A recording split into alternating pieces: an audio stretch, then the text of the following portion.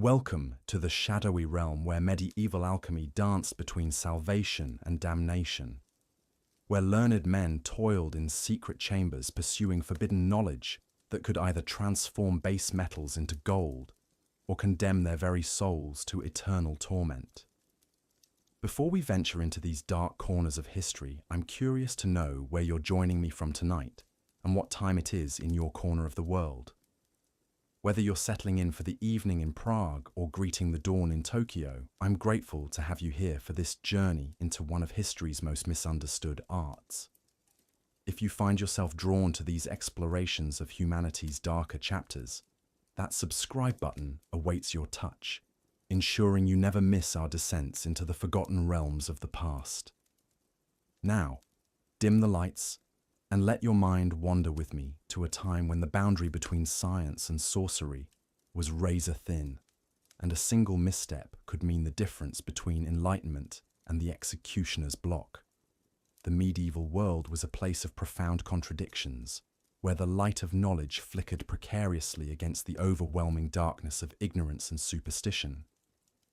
In this twilight realm, alchemy emerged not merely as a primitive precursor to chemistry, but as something far more dangerous and seductive.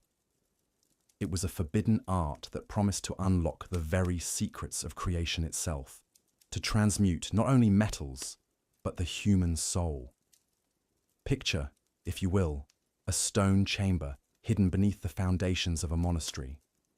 The air hangs thick with the acrid smoke of sulfur and mercury, while strange symbols cover every surface, their meanings known only to the initiated. Here, by the guttering light of candles, a hooded figure hunches over bubbling retorts and glowing furnaces, seeking to accomplish what God himself had done in the act of creation. This was the alchemist's domain, a place where the sacred and the profane merged into something altogether more sinister. To understand the true darkness that lurked within medieval alchemy, we must first grasp how deeply it was intertwined with the spiritual and political fabric of its time. The Catholic Church, that towering institution which dominated every aspect of medieval life, viewed alchemy with a mixture of fascination and terror. On one hand, many churchmen were themselves practitioners, seeing in the art a way to understand God's creation more intimately. On the other, the church hierarchy recognized the inherent danger in allowing common men to believe they could manipulate the fundamental forces of existence. The very foundations of alchemical practice rested upon a worldview that was both profoundly Christian and subtly heretical. Alchemists believed that all matter possessed a spiritual essence, that the physical and metaphysical worlds were inextricably linked. This wasn't merely about turning lead into gold, though that remained the most famous and coveted goal. It was about achieving what they called the great work, the magnum opus, a process that would culminate in the creation of the philosopher's stone, a substance that could not only transmute base metals, but grant eternal life and perfect wisdom. But herein lay the first seeds of darkness. In claiming they could create such a stone, alchemists were essentially claiming they could replicate or even surpass divine power. They sought to become like gods themselves, masters of life and death, creators of perfection in an imperfect world. The hubris inherent in such claims did not go unnoticed by church authorities, who began to see in alchemy not just a natural philosophy, but a challenge to the very order that God had established. The language of alchemy was deliberately obscure, shrouded in symbols and metaphors that served both to protect its secrets and to hide its practitioners from persecution. Mercury, sulfur, and salt became the three philosophical principles, representing spirit, soul, and body, respectively. The union of the Red King and White Queen symbolized the marriage of opposites necessary for transmutation. Dragons devouring their own tails represented the cyclical nature of the alchemical process. But beneath these seemingly innocent symbols lay darker implications. Consider the concept of the nigredo, the blackening, the first stage of the alchemical process. This wasn't merely a chemical operation, but a spiritual one, representing the death and putrefaction necessary before rebirth could occur. Alchemists spoke of killing the king, of dissolving the perfect into its constituent chaos before it could be reborn in a higher form. The imagery was violent, disturbing, and to many minds, blasphemous. How could good Christians speak so casually of death and dissolution, even in metaphorical terms? The practitioners themselves were often men who lived on the margins of society, scholars who had perhaps delved too deeply into forbidden texts, physicians who had grown dissatisfied with the limitations of conventional medicine, or simply desperate souls seeking the wealth that successful transmutation would bring. They gathered in secret societies, bound together by oaths of secrecy and shared pursuit of knowledge that the world deemed dangerous. One of the most notorious figures in medieval alchemy was the mysterious Geber, whose true identity remains shrouded in controversy. Some claim he was the 8th century Islamic scholar Jabir ibn Hayyan, while others believe Geber was a pseudonym used by various European alchemists. Regardless of his true identity, the works attributed to Geber were filled with processes that seemed to border on the demonic. He wrote of creating artificial life, of substances that could eat through any material, of powders that could kill with the slightest touch. The pursuit of the philosopher's stone led many alchemists down increasingly dark paths. Some began to experiment with human subjects, believing that the same principles that could transmute metals could also transform the human body and soul. There were whispered rumors of alchemists who attempted to create homunculi, artificial humans grown in glass vessels, fed on blood and other unspeakable substances. These creatures, if they existed at all, were said to possess knowledge beyond mortal comprehension, but at a cost that no righteous person should pay. The economic implications of alchemy were equally disturbing. If someone could truly transmute base metals into gold, they could destabilize entire kingdoms overnight. The careful balance of power that existed between monarchs, merchants, and the church depended upon the scarcity and intrinsic value of precious metals. A successful alchemist could, in theory, destroy this balance, flooding the market with gold and rendering the currency worthless. It's no wonder that many rulers viewed alchemists with suspicion, even as they secretly funded their research in hopes of gaining an advantage over their rivals. The workshop of a medieval alchemist was a place that would have seemed like a vision of hell to most contemporary observers. The air reeked of chemicals and burning substances, creating an atmosphere that was both literally and figuratively toxic. Strange apparatus filled every corner, vessels with serpentine tubes connecting them in configurations that seemed designed more for summoning demons than conducting natural philosophy. The walls were often covered with charts showing the correspondences between planets, metals, and bodily organs, reflecting the alchemical belief that the microcosm of human existence mirrored the macrocosm of the universe. In these chambers, alchemists performed operations that had names borrowed from torture and execution. They spoke of calcination, dissolution, separation, conjunction, putrefaction, coagulation, cibation, sublimation, fermentation, exaltation, multiplication, and projection.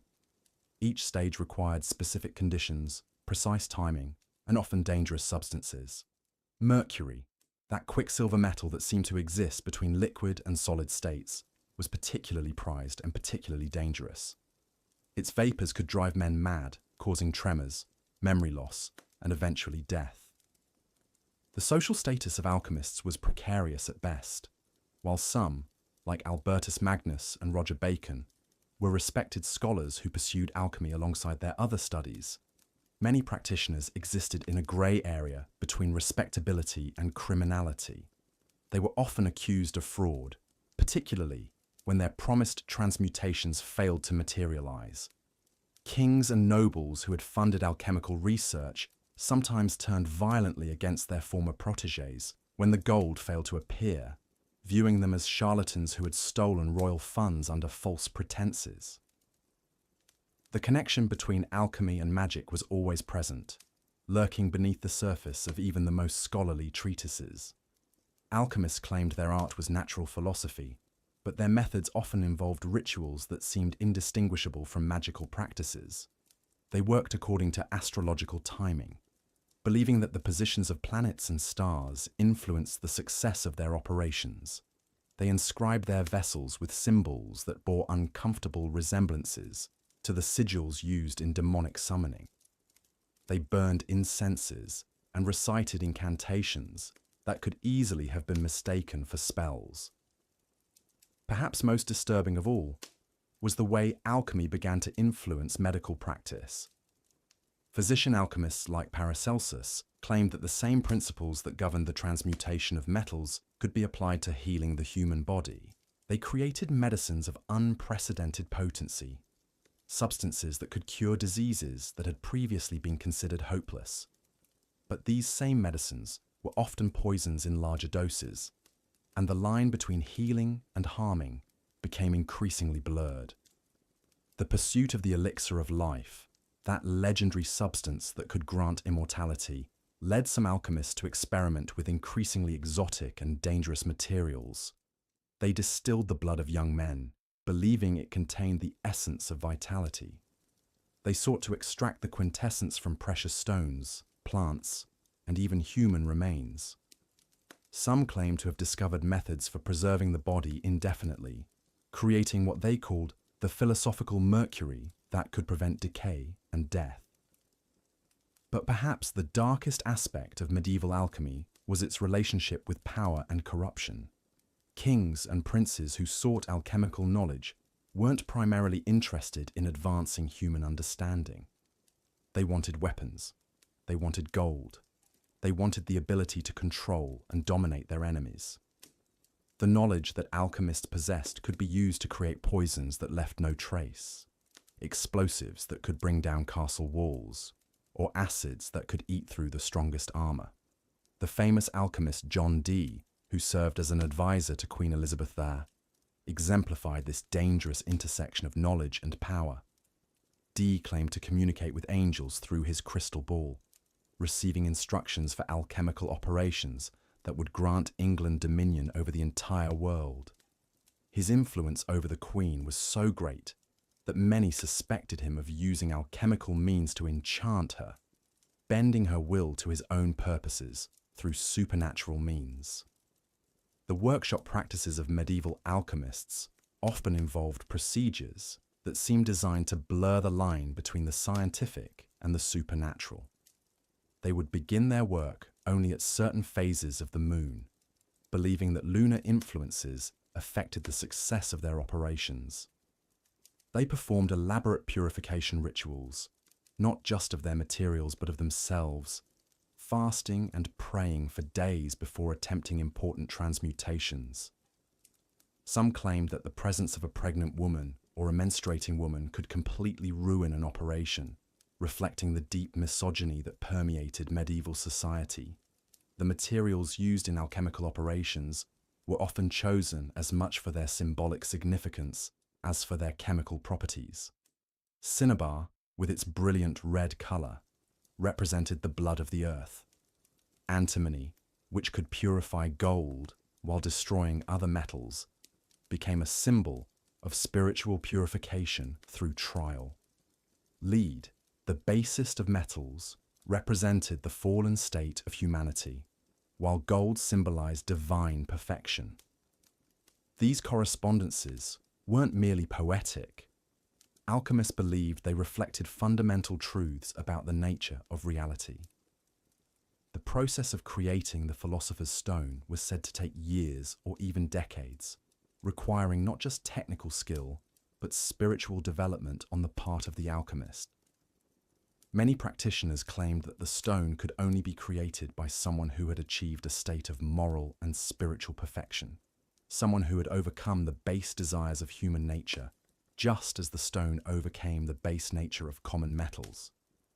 This belief led some alchemists to embrace extreme ascetic practices, depriving themselves of food, sleep, and human companionship in pursuit of the purity necessary for their work. But the pursuit of perfection often led to its opposite.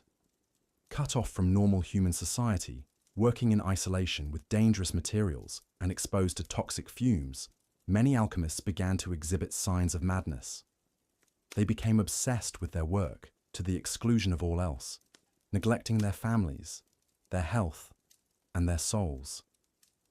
Some claimed to receive visions of the secret processes they needed to complete their work, but others around them suspected these visions were symptoms of mercury poisoning or simple insanity. The economic impact of alchemy extended far beyond the workshops of individual practitioners. The promise of cheap gold attracted investment from merchants and nobles who saw the potential for enormous profits. Entire fortunes were spent funding alchemical research, money that could have been used to improve the lives of common people or fund more practical endeavors.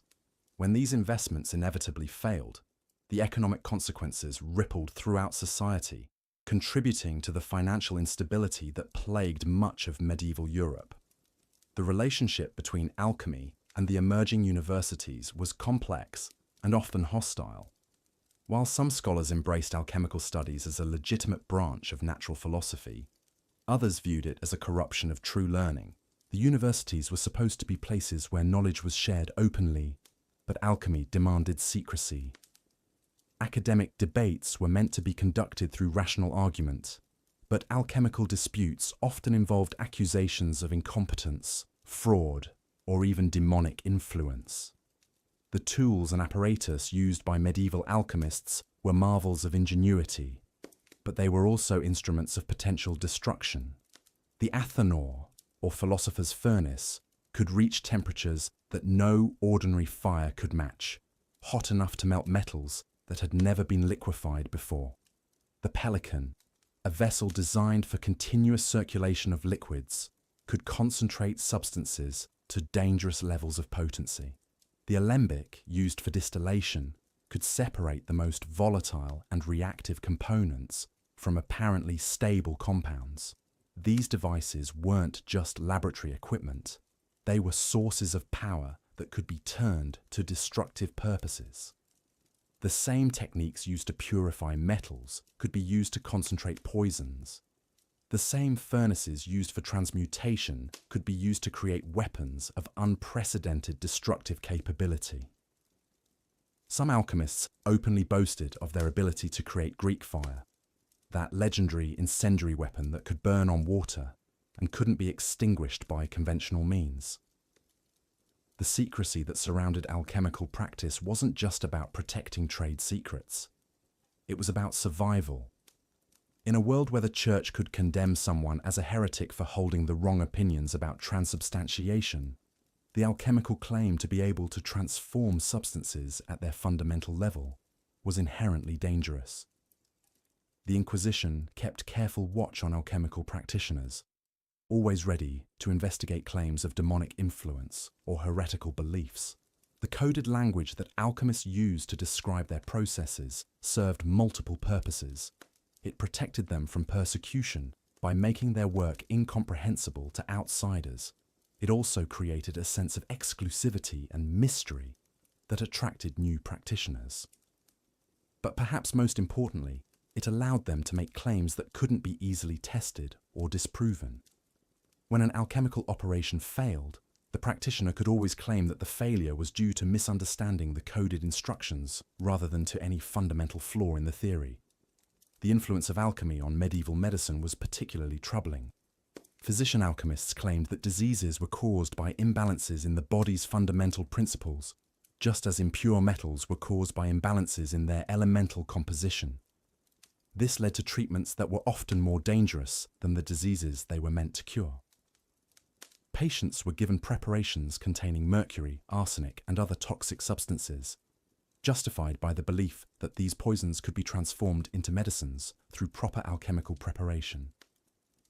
The quest for the universal solvent, a substance that could dissolve anything, exemplified the dangerous ambitions of medieval alchemists. Such a substance would have been incredibly valuable for extracting precious metals from ores or for medical applications. but it would also have been a weapon of unimaginable destructive power. The very idea of creating something that could dissolve any container, any barrier, any defense, should have given pause to anyone who considered the implications. The alchemical concept of correspondence, the belief that everything in the universe was connected to everything else through hidden sympathies and influences, led to practices that modern minds would consider delusional at best and dangerous at worst. Alchemists believed that operations performed on metals could influence human health, that the creation of artificial gold could grant the creator supernatural powers, that the success or failure of their work depended on their moral state and spiritual development. As we delve deeper into the darkness that surrounded medieval alchemy, we begin to see how this supposedly noble pursuit of knowledge became entangled with humanity's basest desires for power, wealth, and dominion over others. The alchemist's laboratory was not just a place of learning, but a forge where ambition and desperation were transmuted into practices that threatened the very foundations of medieval society. The apprenticeship system that governed the transmission of alchemical knowledge was particularly prone to abuse. Young men, desperate to learn the secrets of transmutation, would indenture themselves to masters who might or might not possess genuine knowledge. These apprentices were sworn to secrecy, cut off from outside contact, and subjected to years of labour that might amount to nothing more than elaborate deception. Some masters used their apprentices as test subjects for dangerous experiments, justifying the risk by claiming that the knowledge gained would benefit all humanity. The gender dynamics within alchemical practice reflected and amplified the misogyny of medieval society. While some women, like the legendary Mary the Prophetess, were credited with important alchemical discoveries, most practitioners were men who viewed feminine influence as corrupting to their work. The alchemical process itself was often described in terms of violent sexual imagery, with metals being forcibly united in what was called the chemical wedding. This language wasn't merely metaphorical, it reflected deep-seated beliefs about the nature of power and transformation that had disturbing implications for how these men viewed and treated actual women. The international network of alchemical practitioners created opportunities for the spread of dangerous knowledge across political and cultural boundaries. Texts that had been banned in one kingdom could easily resurface in another, translated into new languages and adapted to local conditions. Islamic alchemical knowledge filtered into Christian Europe through Spain and Sicily, bringing with it techniques and theories that European authorities found threatening. Similarly, European innovations found their way into the Islamic world and beyond, creating a global community of practitioners who owed allegiance to no earthly authority. The economic implications of successful alchemy extended far beyond the simple creation of gold. If alchemists could truly transmute base metals, they could potentially control the entire monetary system of medieval Europe. The value of currency depended on the scarcity of precious metals, and unlimited gold production would have destroyed the economic foundations of feudal society. Some rulers secretly funded alchemical research while publicly condemning it, hoping to gain an advantage over their rivals while preventing their enemies from achieving the same breakthrough. The connection between alchemy and astrology added another layer of darkness to the art. Alchemists believed that their work had to be timed according to celestial influences, that the positions of planets and stars affected the success of their operations. This wasn't merely a matter of choosing auspicious dates. It implied that human actions were subject to cosmic forces beyond their control. Such beliefs undermined the Christian doctrine of free will and suggested that ultimate power resided not with God, but with those who could master these hidden influences. The preservation of alchemical knowledge through secret societies and coded manuscripts created a parallel tradition of learning that existed alongside and sometimes in opposition to the official teachings of the church and the universities. These hidden networks allowed dangerous ideas to survive periods of persecution and to spread in ways that were difficult for authorities to monitor or control. The very existence of such networks implied that there were truths too dangerous for ordinary people to know, knowledge that had to be carefully guarded and transmitted only to the worthy. The psychological toll of alchemical practice was severe and often ignored by those who focused only on the potential rewards. Practitioners spent years in isolation, working with toxic materials, following procedures that often failed for reasons they couldn't understand. The constant exposure to mercury vapor alone was enough to cause permanent neurological damage. But alchemists also worked with arsenic, lead, and other substances that could accumulate in the body over time. The mental effects of this chronic poisoning were often mistaken for divine inspiration or demonic influence, further blurring the line between science and superstition. The quest for artificial life represented perhaps the darkest ambition of medieval alchemy. Some practitioners claimed to have created homunculi, tiny artificial humans grown in glass vessels through alchemical processes. These creatures were said to possess supernatural knowledge and abilities, but their creation required materials and procedures that would have horrified any decent person. The very attempt to create life artificially was seen by many as an usurpation of divine prerogative, a sin so grave that it warranted the most severe punishment. The influence of alchemy on medieval warfare was profound and largely hidden from historical records. Alchemists who served military leaders weren't just creating better alloys for weapons and armor. They were developing incendiary compounds, toxic gases, and other weapons that challenged the chivalric ideals of medieval combat. The knowledge of how to create such weapons was carefully guarded, but its existence changed the calculations of military planners and political leaders throughout Europe. The relationship between alchemy and emerging banking systems was complex and often corrupt. Merchants who claimed to have alchemical knowledge could attract investors and creditors who hoped to profit from transmutation. Some used this supposed knowledge to justify elaborate financial schemes that were essentially early forms of pyramid schemes or Ponzi schemes. When these schemes inevitably collapsed, they often took entire merchant houses and banking families down with them, contributing to the economic instability that plagued much of medieval Europe. The medicinal applications of alchemy were particularly dangerous because they combined genuine therapeutic effects with toxic side effects in ways that weren't well understood. Alchemical preparations containing mercury or antimony might indeed cure certain diseases, but they could also cause permanent damage to the nervous system, kidneys, or other organs. Patients who recovered from their original illness might find themselves suffering from new ailments caused by their treatment, creating a cycle of dependency on increasingly exotic and dangerous remedies. The spiritual claims of alchemy were perhaps the most insidious aspect of the art because they offered apparent religious justification for practices that were fundamentally materialistic and self-serving. Alchemists claimed that their work was a form of prayer, that the transmutation of metals was a reflection of the soul's journey toward perfection, that the philosopher's stone was a symbol of divine grace.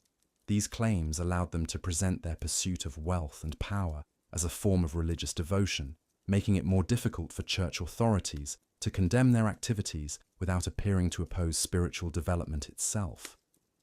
The environmental impact of medieval alchemical practice was severe and largely ignored by practitioners who were focused on their immediate goals. The furnaces used for transmutation consumed enormous quantities of wood and charcoal, contributing to deforestation around major centers of alchemical activity. The toxic waste products of failed experiments were often simply dumped into rivers or buried in shallow pits, contaminating water supplies and soil for generations. The very air around alchemical workshops was poisoned by the constant emission of mercury vapor, sulfur compounds, and other toxic gases. As we reach the end of our exploration into the dark heart of medieval alchemy, we're left with a sobering understanding of how humanity's noblest aspirations can become corrupted when they're pursued without regard for moral constraints or social responsibility. The alchemists of the Middle Ages weren't evil men for the most part.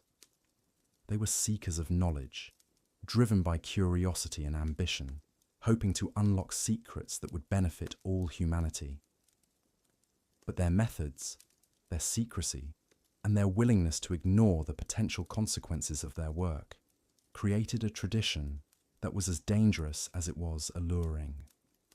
The legacy of medieval alchemy extends far beyond the eventual development of modern chemistry.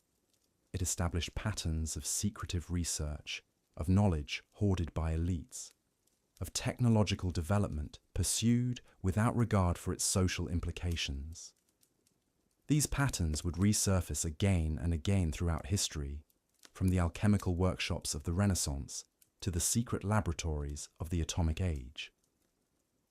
The true darkness of medieval alchemy lay not in any supernatural evil, but in the very human tendency to pursue power and knowledge without wisdom, to seek transformation without understanding, to promise miracles while creating monsters.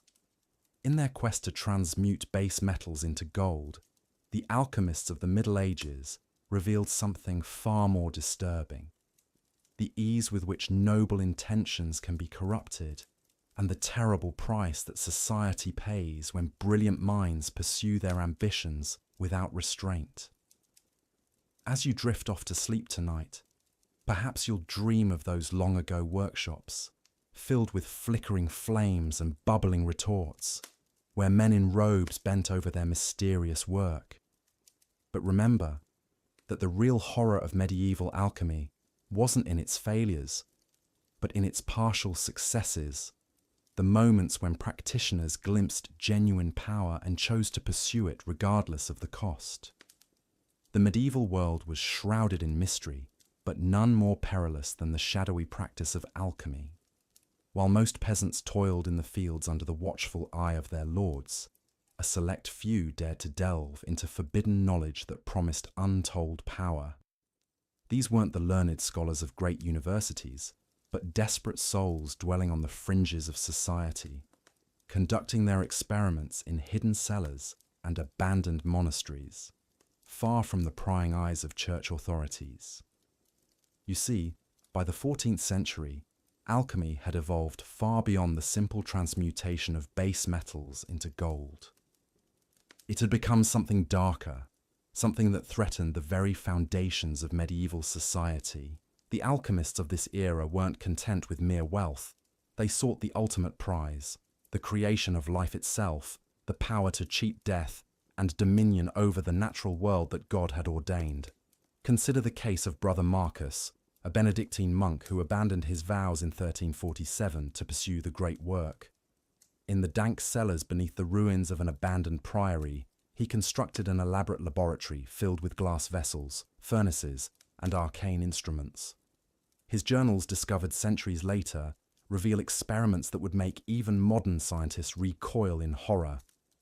He wrote of creating artificial beings, homunculi, by combining human blood with mercury and sulfur under specific astrological conditions. The process itself was a grotesque mockery of divine creation. Marcus would begin during the dark of the moon, when malevolent spirits were said to be most active. He'd heat mercury in a sealed vessel for 40 days and nights, adding drops of blood drawn from condemned criminals at the moment of their execution. The resulting amalgam, he claimed, would writhe and pulse with an unholy life of its own. But Marcus wasn't working alone. Across Europe, a network of rogue alchemists shared their forbidden knowledge through coded manuscripts and secret symbols carved into monastery walls. They communicated in a language of dragons and lions, of red kings and white queens, concealing their true purposes from those who would see them burned as heretics. The Church's response was swift and merciless. Pope Innocent IV issued the papal bull Spondent quas non exhibent in 1317, explicitly condemning alchemical practices as works of the devil. Yet this only drove the practitioners deeper underground, making their work more dangerous and their methods more extreme. Take the notorious case of Nicolas Flamel, the Parisian scrivener who claimed to have discovered the philosopher's stone. While history remembers him as a successful alchemist who achieved transmutation, the darker truth lies in his methods. Flamel's workshop, hidden beneath his scriptorium, was a charnel house of experimentation. He used human remains, grave dirt, and the blood of newborns in his work, believing that life essence was the key component in his elixir of immortality. The psychological toll on these practitioners was immense. Prolonged exposure to mercury vapors caused tremors, hallucinations, and gradual mental deterioration. Many alchemists reported vivid dreams where demons instructed them in their work, and some claimed to have made pacts with infernal powers in exchange for knowledge. The line between scientific inquiry and demonic possession became increasingly blurred. What made medieval alchemy particularly insidious was its parasitic relationship with legitimate learning. Monasteries, the centers of scholarly activity, became breeding grounds for heretical practices. Monks with access to ancient texts and laboratory facilities found themselves drawn into increasingly dangerous experiments. The very institutions meant to preserve Christian knowledge became corrupted from within. The alchemists developed an elaborate mythology around their work, claiming descent from Hermes Trismegistus and drawing upon Islamic, Jewish, and pagan traditions. They believed that through their art, they could reverse the fall of man and return to the primordial state of Adam before the corruption of sin. This wasn't mere metallurgy. It was a direct challenge to Christian doctrine. The equipment alone tells a story of obsession and danger. Alchemical laboratories were filled with athanors, pelicans, and retorts, each designed for specific stages of the great work. The smell of sulfur and burning metals permeated these spaces, while the constant heat from furnaces made them nearly unbearable. Many alchemists suffered severe burns and lung damage from their work, yet they persisted, driven by visions of ultimate power. Perhaps most disturbing were the human experiments. Medieval alchemists believed that the microcosm of the human body reflected the macrocosm of the universe. They conducted vivisections on condemned criminals and the mentally ill, seeking to understand the seat of the soul and the mechanism of life itself. These practices, conducted in secret and without any ethical constraints, represented a complete abandonment of Christian morality. The social impact of alchemy extended far beyond individual practitioners. Entire communities could be thrown into chaos when an alchemist's experiments went wrong. Toxic fumes poisoned wells, strange fires consumed buildings, and unexplained illnesses spread through populations. The people, lacking any understanding of chemistry, attributed these disasters to witchcraft and demonic influence, leading to witch hunts and mass hysteria. The economic disruption was equally severe. Alchemists' claims of being able to produce gold led to widespread counterfeiting and currency manipulation. Kings and nobles, desperate for wealth to fund their wars, secretly patronized alchemical research, undermining the stability of medieval monetary systems. The promise of unlimited gold proved as corrosive to society as any acid in the alchemist's laboratory. Women, too, were drawn into this dark world, though their participation took different forms. Female alchemists often specialized in poisons and love potions, using their knowledge of herbs and distillation to create substances that could kill or control. These women operated in the shadows of medieval society, serving nobles who needed their enemies eliminated quietly or their spouses made compliant. The religious implications were profound and terrifying. Alchemy represented a fundamental rejection of divine providence, replacing faith in God's will with belief in human manipulation of natural forces. Alchemists saw themselves as co-creators with God, or in some cases, as rivals to divine power. This hubris inevitably led to spiritual corruption and, according to church doctrine, eternal damnation. The preservation of alchemical knowledge required elaborate security measures. Manuscripts were written in multiple codes, hidden in false walls, or buried in remote locations. The most dangerous formulas were committed to memory and passed down through chains of master and apprentice, creating secret lineages that persisted for generations. Some knowledge was deliberately fragmented, with different practitioners holding pieces of larger formulas to prevent any single individual from wielding too much power. As the medieval period drew to a close, alchemy's influence had thoroughly permeated European society. What began as a quest for material transformation had become a comprehensive system of thought that challenged every aspect of medieval life. The seeds of the scientific revolution were planted in alchemical laboratories, but so too were the roots of occultism and magical thinking that would persist for centuries. The legacy of medieval alchemy serves as a stark reminder of the dangers inherent in the pursuit of knowledge without moral constraints. These practitioners, driven by ambition and desperation, created a shadow science that operated outside the bounds of religious and social authority. Their work advanced human understanding of chemistry and metallurgy, but at a terrible cost in human lives and social stability. The true darkness of medieval alchemy lay not in its failure to transmute lead into gold, but in its success at transmuting human souls into something unrecognizable. The pursuit of transmutation was merely the beginning of alchemy's dark descent into forbidden territories. As practitioners delved deeper into the mysteries of matter and spirit, they began to explore realms that the church and society deemed not just heretical, but genuinely dangerous. The alchemical laboratory, hidden away in castle dungeons or remote forest clearings, became a theatre of operations where the boundaries between science and sorcery dissolved completely. The true darkness of medieval alchemy lay not in its failure to create gold, but in its success at creating something far more sinister. A network of secret knowledge that challenged the very foundations of medieval society. Alchemists began to see themselves as a chosen few, privy to divine secrets that elevated them above common mortals. This hubris would lead them down paths that even today seem shocking in their audacity and moral blindness. Consider the figure of Roger Bacon, the 13th century Franciscan friar whose alchemical pursuits earned him the suspicion of his own order. Bacon's writings, carefully coded to avoid persecution, hint at experiments that went far beyond the simple transformation of base metals. He wrote of creating artificial life, of prolonging human existence indefinitely, and of commanding the very forces of nature through alchemical manipulation. His contemporary, Albertus Magnus, was rumoured to have created an artificial man, a homunculus that could speak and reason like a human being. These weren't mere fantasies or metaphorical exercises.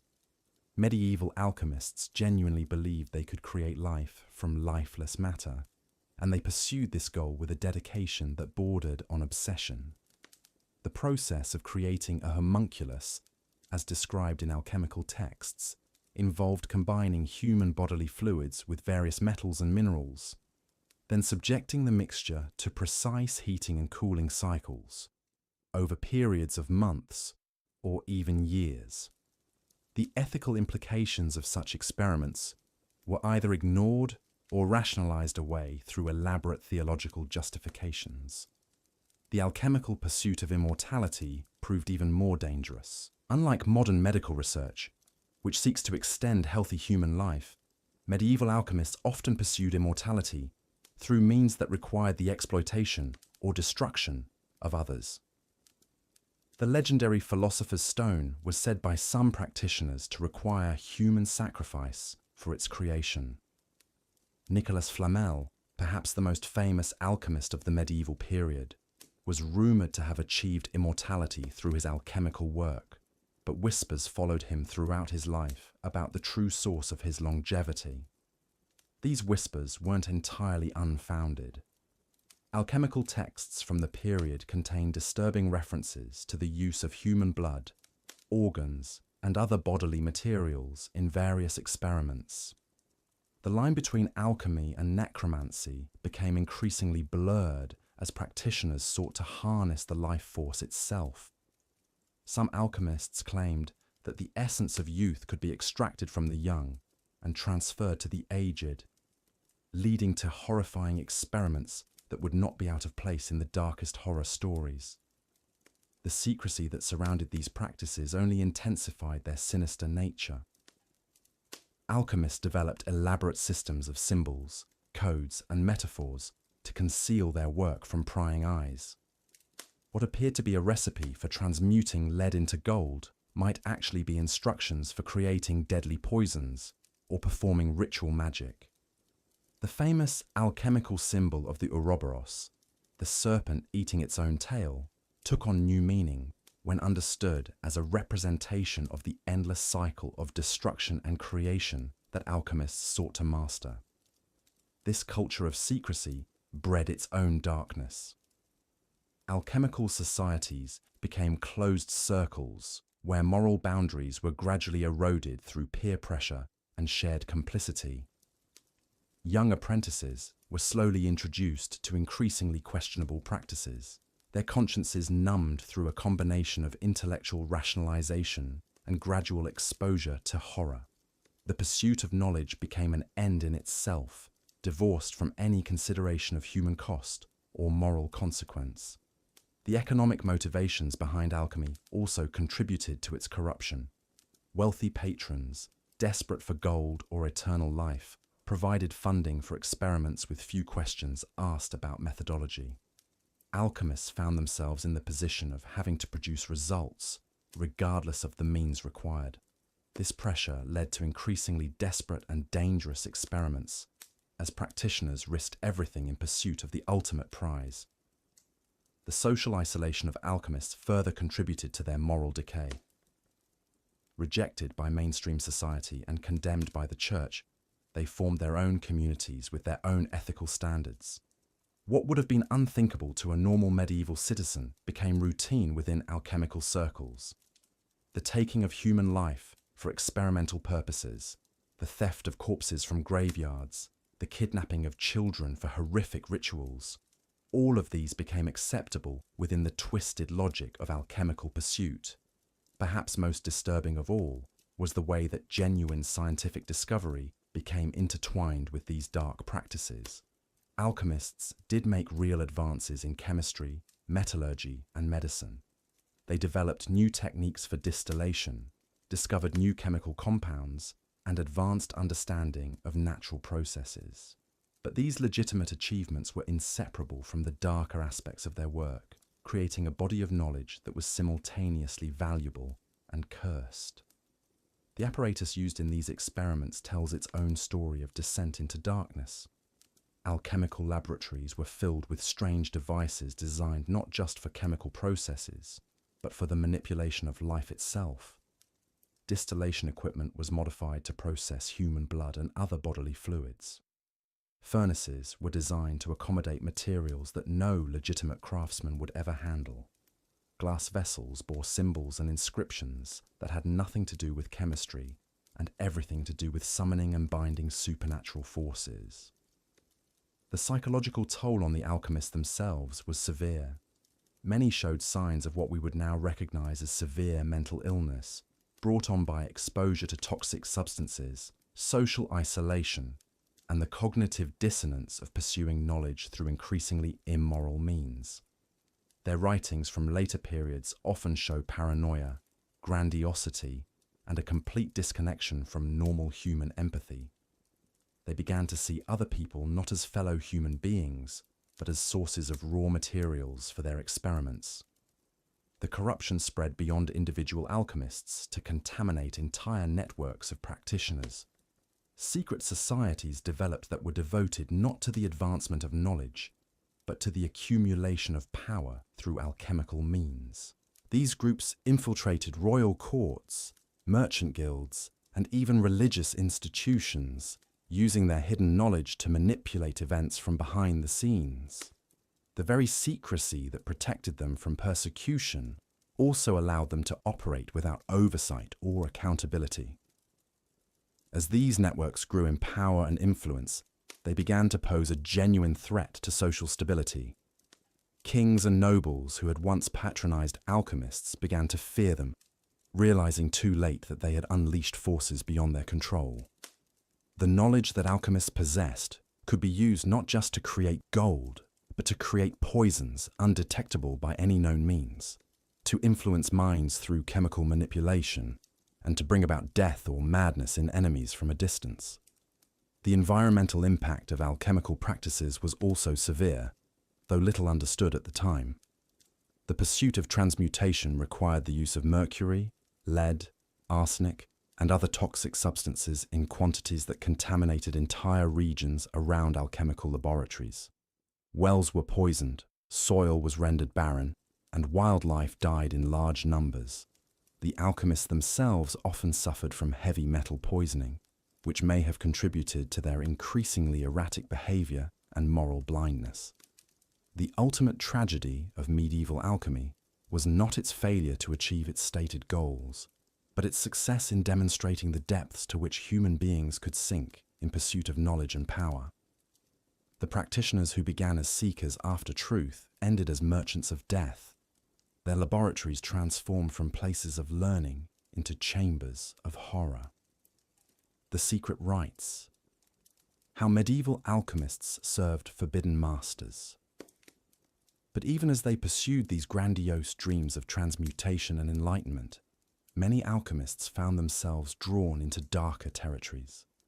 Territories that demanded not just their knowledge, but their very souls. For you see, the pursuit of forbidden knowledge rarely comes without a price. And in medieval times, that price was often paid in blood, corruption, and servitude to forces that should never have been awakened. Consider the shadowy figure of Brother Augustin, a Franciscan monk who operated a clandestine laboratory beneath the monastery of Saint-Denis in the 13th century. By day, he ministered to the sick and tended to his religious duties with apparent devotion. By night, he descended into chambers carved from living rock, where the air hung thick with sulphurous vapors and the walls bore inscriptions in languages that predated Christ himself. Augustine's journals, discovered centuries later bricked up behind a false wall, reveal the gradual corruption of a man who began with noble intentions. His early entries speak of wanting to create medicines for the poor, to transmute lead into gold to fund the monastery's charitable works.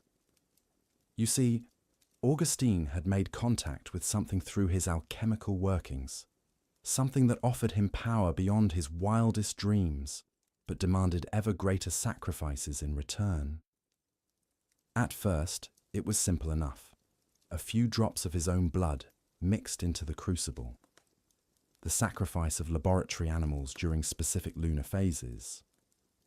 But the demands escalated, as they always do when one traffics with such entities. The journals describe nocturnal expeditions to graveyards, where Augustine would harvest bone dust from the recently buried. They tell of midnight rituals conducted in hidden chambers, where he would burn offerings of rare herbs while chanting incantations that made his throat bleed from the very act of speaking them. And they reveal the ultimate horror, that Augustine was not working alone, but was part of a network of corrupted alchemists spread across medieval Europe, all serving the same dark masters. This network, which they called the Ordo Mortis Aurea, or the Order of the Golden Death, represented the shadow side of medieval alchemy. While public-facing alchemists like Albertus Magnus and Roger Bacon pursued their studies within the bounds of Christian doctrine, these secret practitioners delved into arts that would have seen them burned as heretics had their activities been discovered. Their laboratories were temples to corruption, where crucifixes hung upside down, and the tools of their trade were consecrated with blood rather than holy water. They worked not just with mercury and sulfur, but with substances that defied natural law. Powdered meteorites that glowed with their own inner light, crystallized essences extracted from the dying breath of plague victims, oils distilled from plants that grew only in soil soaked with innocent blood. The rituals they performed were grotesque parodies of the Christian Mass. Where a priest would elevate the host, these corrupted alchemists would raise vessels filled with bubbling concoctions of human bile and molten silver. Where hymns should have been sung, they chanted formulae in the Enochian tongue, each syllable causing the very air to shimmer with malevolent energy. Their goal was nothing less than the complete inversion of the natural order. They sought not the philosopher's stone of legend, but something far more sinister. The lapis mortis, or death stone, a substance that could grant immortality through the consumption of life force itself. To create this abomination required the systematic corruption of every element involved in its creation. Water had to be drawn from wells poisoned with the bones of saints. Fire had to be kindled with wood, from trees struck by lightning during thunderstorms. Earth had to be gathered from the sites of mass graves. And air had to be captured during the final exhalations of those dying in despair. Each component carried within it not just physical properties, but spiritual corruption that infected everything it touched. The process of creating the Death Stone was said to take 7 years, during which the alchemist would gradually surrender pieces of their humanity to their dark patrons. They would begin to age backwards, but at a terrible cost. Their memories would fade, replaced with alien knowledge that drove many to madness.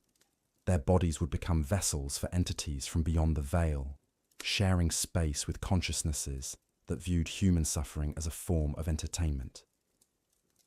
Brother Augustine's final entries describe the completion of his great work.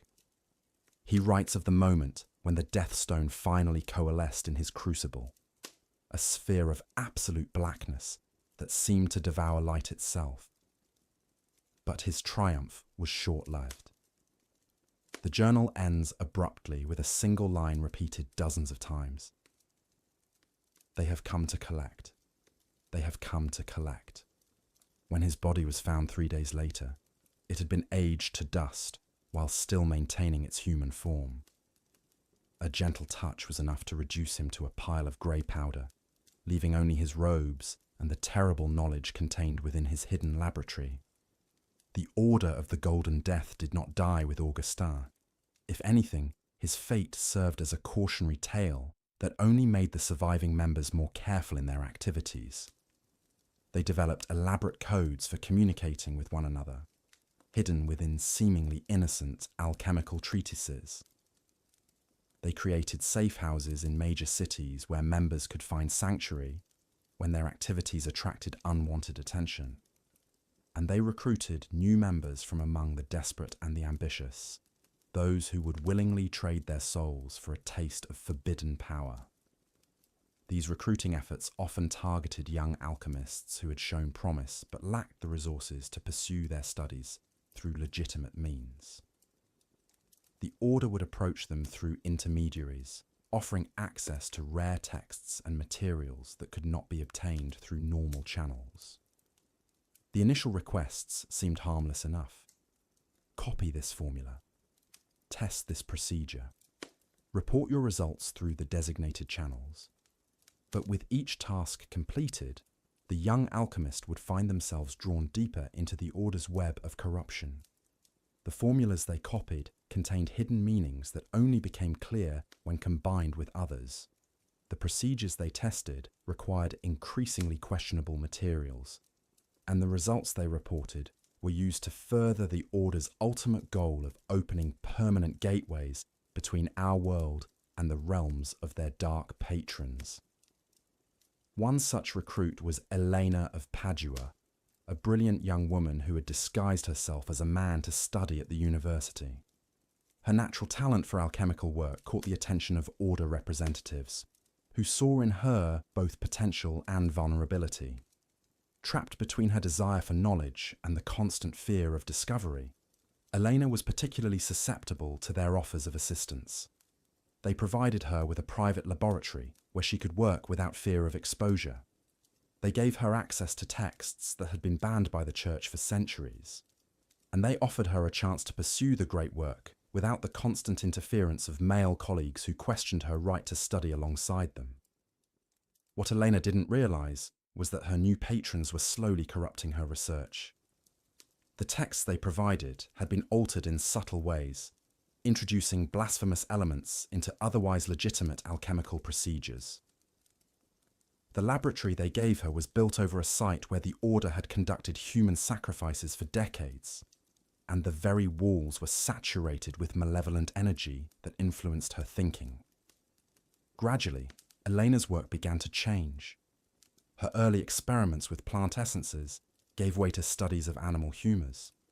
Her attempts to purify base metals evolved into efforts to corrupt precious ones, and her quest for the Philosopher's Stone transformed into something far more sinister: the creation of homunculi, artificial beings animated by trapped human souls.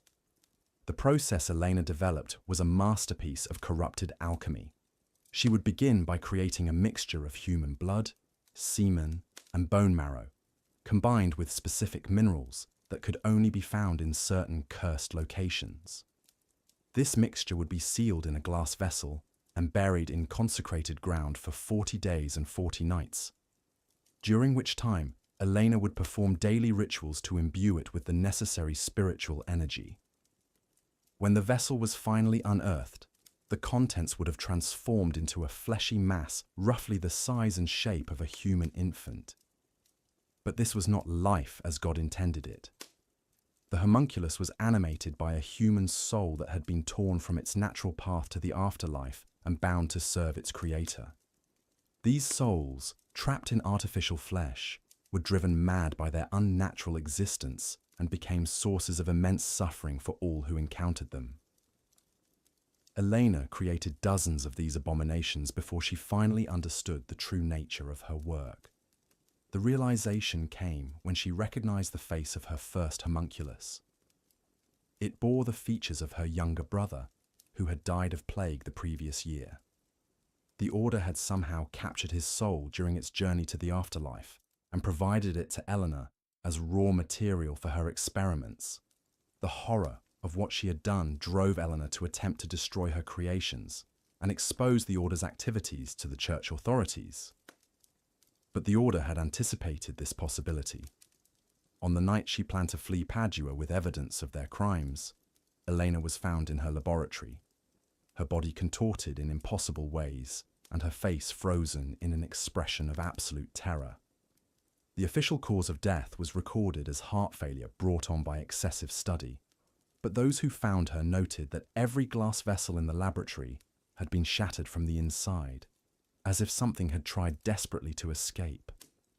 The homunculi were never found, though rumours persisted for years of strange children seen wandering the countryside around Padua, children who cast no shadows, and whose touch brought madness to all who encountered them.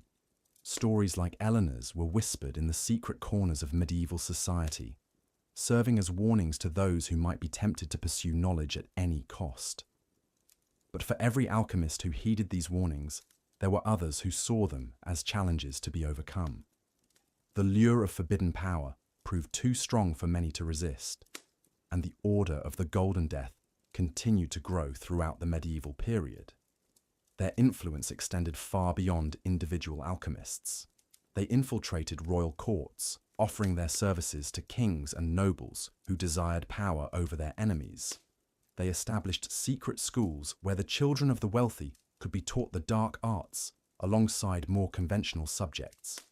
And they created vast networks of spies and informants who helped them identify potential threats to their activities. The Order's ultimate goal was nothing less than the complete transformation of human society. They believed that by corrupting enough individuals and introducing sufficient chaos into the world, they could weaken the barriers between dimensions and allow their otherworldly patrons to manifest permanently in our reality. This would usher in a new age where the natural order would be overturned, and those who had served the dark powers would be rewarded with dominion over the corrupted earth. To achieve this goal, they needed to corrupt not just individual alchemists, but the very practice of alchemy itself. They began introducing false information into legitimate texts, creating confusion and doubt among honest practitioners.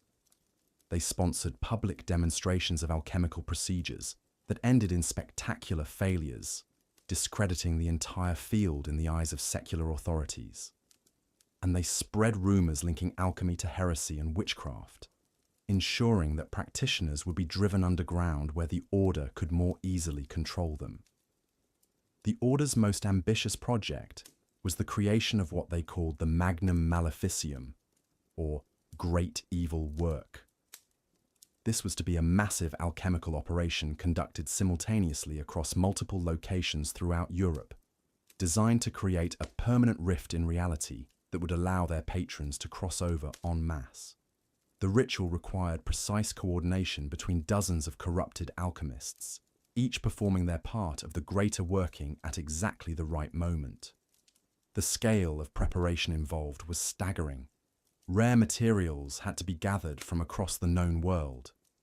Sites of ancient power had to be identified and prepared through months of preliminary rituals, and the timing had to be calculated to coincide with a rare astronomical alignment that occurred only once every several centuries. For 3 years, the Order worked toward this goal, sacrificing everything in pursuit of their ultimate victory. They abandoned all pretense of secrecy, openly recruiting new members and establishing laboratories in major cities throughout Europe. They assassinated church officials who investigated their activities too closely, and they began stockpiling the massive quantities of corrupted materials necessary for their great working. But their hubris proved to be their downfall. The scale of their activities finally attracted the attention of the Church's most elite investigators, men who had been trained specifically to combat supernatural threats. Led by a mysterious figure known only as Father Mordecai, these investigators began systematically hunting down Order members and destroying their laboratories. Father Mordecai was himself a former alchemist, one who had glimpsed the true nature of the forces the Order served and dedicated his life to opposing them. He understood their methods because he had once practiced them himself, and he knew their weaknesses because he had once shared them. His investigators were equipped with blessed weapons and protective talismans, and they moved with the efficiency of those who understood exactly what they faced. The final confrontation came on the night the Order attempted to perform the Magnum Maleficium. As alchemists across Europe began their synchronized ritual, Father Mordecai's forces struck simultaneously at multiple locations. The battles that followed were unlike anything seen before or since, combining physical combat with supernatural warfare that left entire city blocks in ruins. In London, the Order's laboratory was hidden beneath the tower itself, and the fighting that erupted there was said to have caused the Thames to run red for 3 days. In Paris, the conflict centered around Notre Dame Cathedral, where Order members had attempted to corrupt the very foundations of the holy site. And in Rome, the battle raged through the catacombs themselves, where the ancient dead rose to defend their resting places against desecration. The Order's defeat was total and devastating. Those members who were not killed in the fighting were subjected to special church tribunals that condemned them to fates worse than mere execution. Their laboratories were not just destroyed, but consecrated, ensuring that the corruption they contained could never again take root. And their texts and materials were gathered and sealed away in the deepest vaults of the Vatican, where they remain to this day. But the victory came at a terrible cost. The incomplete Magnum Maleficium had still managed to weaken the barriers between worlds, creating dozens of small rifts that allowed lesser entities to slip through into our reality. These creatures, feeding on human fear and suffering, became the basis for many of the monster legends that plagued Europe for centuries afterward. Moreover, the destruction of the Order scattered its surviving members across the globe, where they established new cells and began the slow process of rebuilding their organization. They learned from their mistakes, becoming more secretive and more careful in their recruitment. And they adapted their methods to work within the changing intellectual climate of the Renaissance and beyond. The legacy of the Order of the Golden Death serves as a grim reminder of the dangers inherent in the pursuit of forbidden knowledge. Medieval alchemy, for all its genuine scientific achievements, also opened doors that should have remained closed. It attracted individuals who were willing to sacrifice not just their own humanity, but the safety of all mankind in pursuit of power and immortality. These corrupted practitioners left behind a trail of suffering that extended far beyond their own lifetimes. The entities they summoned did not simply vanish when their masters died. The rifts they opened did not automatically seal themselves, and the knowledge they accumulated did not disappear with them, but rather passed into the hands of new generations of seekers who believed they could succeed where their predecessors had failed. In the hidden archives of ancient monasteries and the secret vaults of noble families, fragments of their work still survive. Partial formulas written in languages that hurt the mind to read. Diagrams of ritual circles that seem to shift and change when viewed directly. And warnings scrawled in margins by those who recognized the true nature of what they had discovered and tried desperately to prevent others from following the same dark path. The true horror of medieval alchemy's shadow side lies not in the dramatic battles between good and evil, but in the gradual corruption of individuals who began with noble intentions. Every member of the Order of the Golden Death started as someone seeking knowledge, healing, or enlightenment. But step by step, compromise by compromise, they allowed themselves to be drawn into practices that ultimately consumed not just their souls, but their very humanity. And perhaps most terrifying of all, they enjoyed it. The surviving records make clear that these corrupted alchemists took genuine pleasure in their dark work. They reveled in the power it gave them over others. They delighted in the forbidden knowledge they accumulated. And they found a twisted satisfaction in serving masters whose ultimate goal was the destruction of everything they had once held dear. This, then, was the true dark truth behind medieval alchemy. Not simply that it was dangerous or that it sometimes failed, but that it could transform good people into willing servants of evil. It offered a path to power that seemed reasonable and justified, but ultimately led to damnation for those who walked it too far. And it left behind a legacy of corruption that continues to influence the hidden corners of our world to this very day. The wise reader will take these words as both warning and wisdom. Knowledge is indeed power, but power without wisdom is destruction. The pursuit of truth is noble, but truth pursued without moral foundation becomes its own form of lie. And the desire to transcend human limitations, while natural and understandable, can lead to the loss of everything that makes us human in the first place. In the flickering candlelight of ancient laboratories, in the whispered incantations of forgotten rituals, and in the desperate screams of those who paid the ultimate price for forbidden knowledge, we can still hear the echoes of medieval alchemy's darkest secrets. The blood of innocence seeps deeper into the soil than anyone could have imagined.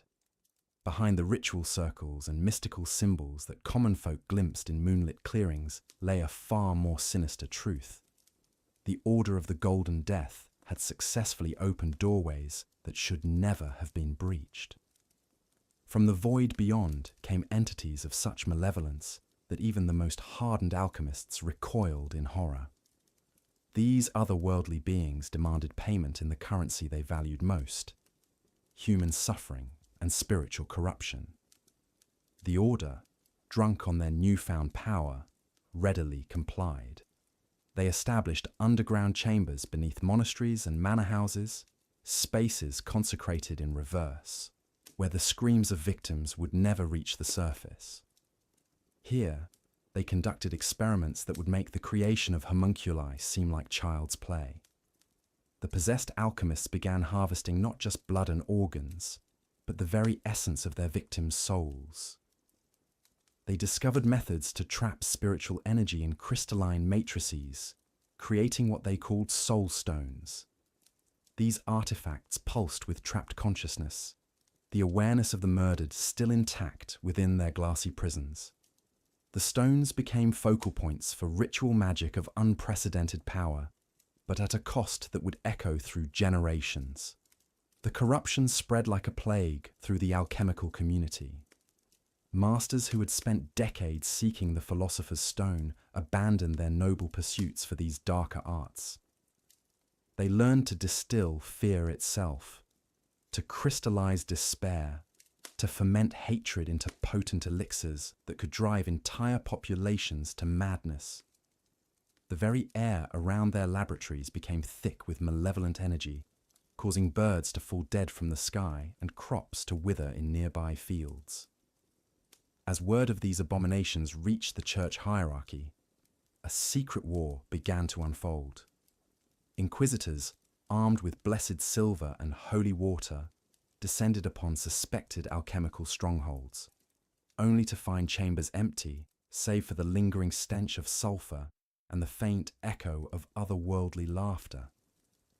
The Order had learned to hide their activities, not just from prying eyes, but from the physical realm itself, conducting their work in spaces that existed between dimensions. The true horror was yet to come. The entities from beyond had not come merely to corrupt and destroy. They were scouts, preparing the way for something far worse. Through their human servants, they began constructing a massive ritual apparatus that spanned the entire breadth of medieval Europe. Stone circles, corrupted churches, and defiled holy sites formed nodes in a vast network of dark energy.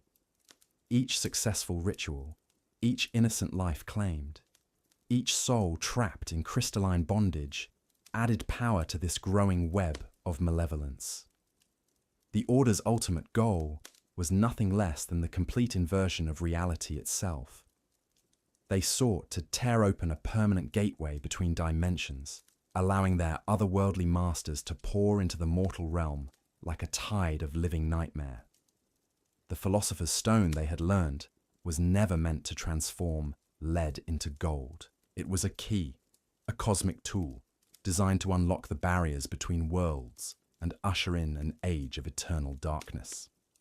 Medieval chroniclers, those few who survived to record these events, wrote of strange portents in the final years before the Great Dying. The sun would sometimes appear black at noon, while the moon bled crimson light across the landscape. Animals were born with extra limbs or missing faces, and children spoke in tongues they had never learned. The very fabric of creation seemed to be unraveling at the seams. The church's response grew increasingly desperate. Entire monasteries were mobilized to pray without ceasing, their voices raised in constant supplication against the growing darkness. Holy relics were moved in secret convoys, protected by knights who had taken vows of silence. The Pope himself was said to have performed rituals so ancient and terrible that they aged him a decade in a single night, his hair turning white and his eyes becoming pools of reflected starlight. But perhaps most terrifying of all was what happened to the common people caught in this supernatural war. Entire villages would simply vanish overnight, leaving behind only empty houses and the smell of burned offerings. Farmers would find their livestock arranged in precise geometric patterns, drained of blood, but showing no wounds. Children would disappear from their beds, only to return days later speaking of beautiful gardens where flowers grew from human bones and rivers ran with liquid silver. The Order's corruption had become so complete that they no longer resembled anything human. Their bodies, sustained by otherworldly energies, had begun to change. Some developed additional eyes that could see across dimensional boundaries. Others grew appendages that existed partially in other realms, allowing them to manipulate reality itself. Their very presence became toxic to normal humans, causing madness, illness, and and spiritual decay in all who encountered them. The knowledge they had accumulated filled libraries that existed in folded space, books written in languages that predated human civilization. These tomes contained formulae for unmaking the bonds that held atoms together, instructions for summoning beings whose names could not be spoken without tearing holes in reality, and maps of cosmic regions where the laws of physics were merely suggestions. As the medieval period drew to its close, the Order of the Golden Death stood on the verge of achieving their ultimate goal. The great ritual was nearly complete, the dimensional barriers worn thin by centuries of abuse. Soon, they believed, their otherworldly masters would stride forth into the mortal realm, and the age of humanity would end in an orgy of cosmic horror that would make their previous atrocities seem like gentle mercy. The legacy of medieval alchemy's darkest chapter serves as a warning that echoes through the ages. The pursuit of knowledge without wisdom, power without responsibility, and transcendence without morality leads inevitably to corruption and destruction. The Order's fate reminds us that some doors, once opened, can never be closed, and some prices, once paid, can never be refunded. In their relentless quest to become more than human, they had become something far worse than any demon their fevered imaginations could have conceived. The shadows cast by their actions stretch far beyond the medieval period, influencing secret societies and occult organizations that persist to this day. The pursuit of forbidden knowledge has always carried a heavy price, but in medieval alchemy, that price was often steeper than anyone could have imagined. While we've explored how alchemists pushed past the boundaries of natural law, opening portals to otherworldly realms and summoning entities beyond human comprehension, the true darkness was yet to reveal itself. For in the shadows of their laboratories, away from prying eyes and moral judgment, the most ambitious practitioners began to realize a terrible truth. Their greatest discoveries would demand the ultimate sacrifice. As news of the failed ritual spread through the hidden networks of alchemical practitioners, a profound shift began to take hold. The catastrophic attempt to breach the fundamental barriers of reality had succeeded in ways its architects never intended. Rather than opening a controlled gateway to otherworldly power, the ritual had created something far more dangerous: cracks in the very foundation of existence itself.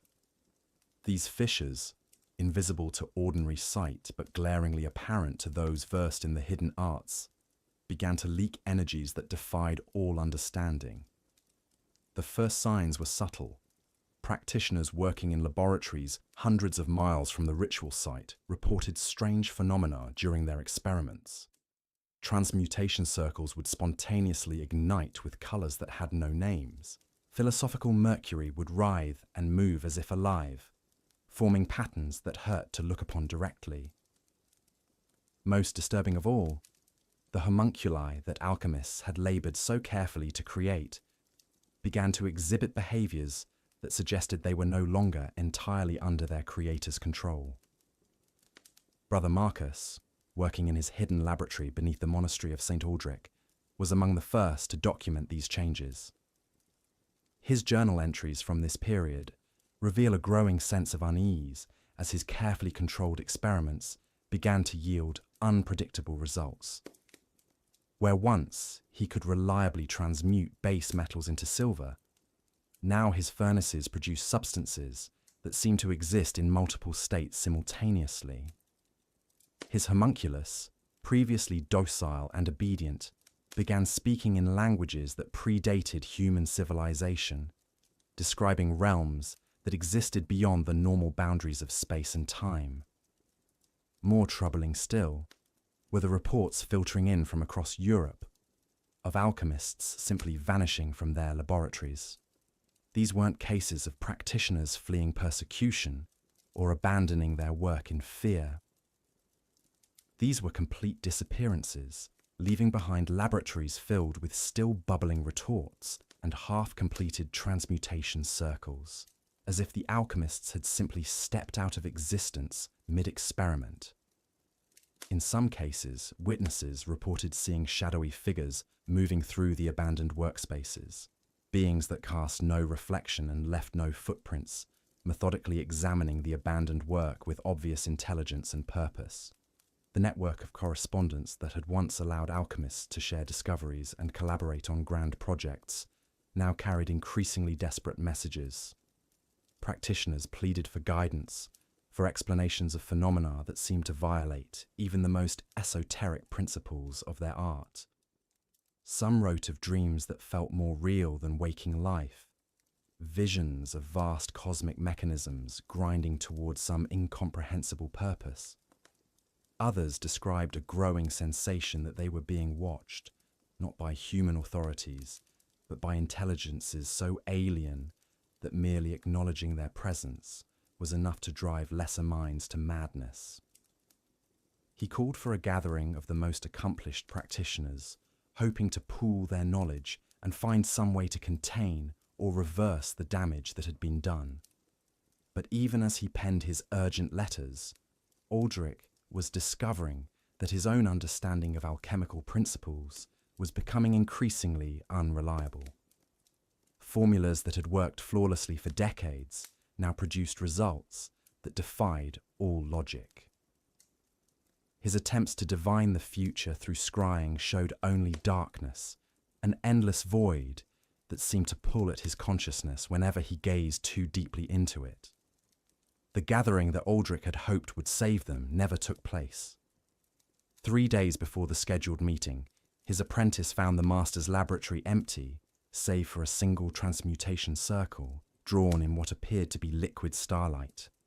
The circle pulsed with its own inner radiance, and those who looked upon it reported hearing whispers in languages that predated human speech.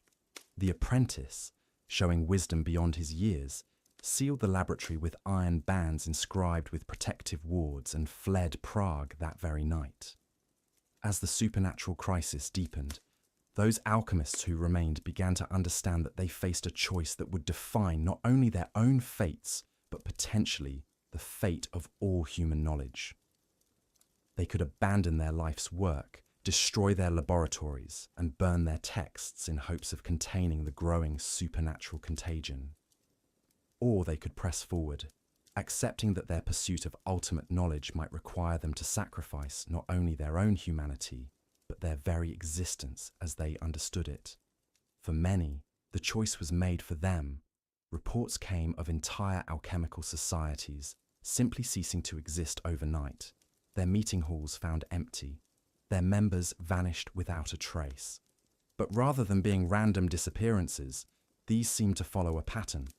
The most ambitious practitioners, those who had delved deepest into the forbidden arts, were the first to vanish. It was as if some vast intelligence was systematically harvesting those who had proven themselves capable of touching the deepest mysteries. Yet even as their numbers dwindled, the remaining alchemists found themselves driven by an obsession that had grown beyond mere curiosity or desire for power. The partial success of the great ritual had shown them glimpses of cosmic truths so profound that abandoning the pursuit now seemed not just cowardly, but spiritually impossible. They had touched the fundamental forces that shaped reality itself, and that touch had changed them in ways that made returning to ordinary existence unthinkable. In hidden laboratories across Europe, the surviving practitioners began working with a desperate intensity. They no longer sought the traditional goals of alchemy. The philosopher's stone and the elixir of life seemed like child's toys compared to the cosmic forces they now grappled with. Instead, they pursued understanding of the entities that had begun manifesting in their experiments, beings that existed partially in their reality and partially in dimensions that human language couldn't adequately describe. These entities, when they deigned to communicate at all, spoke of purposes that spanned eons and of changes coming to the world that would reshape the very nature of existence. They offered knowledge beyond imagining, but always at prices that grew steeper with each revelation. Some alchemists traded years of their lives for single insights into the nature of reality. Others offered up their memories, their personalities, even their fundamental sense of self in exchange for glimpses of cosmic truth. The most desperate practitioners began experimenting with rituals that would have horrified even their former selves. They discovered that the entities they had contacted responded favorably to offerings of human consciousness itself, not merely death, which was a crude and limited sacrifice, but the voluntary surrender of one's individual existence in service to incomprehensible cosmic purposes. These alchemists found that they could trade away aspects of their humanity, their capacity for love, their ability to feel fear, their connection to other human beings, in exchange for knowledge that allowed them to manipulate reality in ways that had previously been impossible. Brother Marcus documented his own transformation in journal entries that became increasingly difficult to understand as they progressed. His early writings spoke of reluctant sacrifices made in service to greater understanding. But as the entries continued, they revealed a consciousness that was becoming something fundamentally other than human. His handwriting changed, incorporating symbols that seemed to shift and move on the page.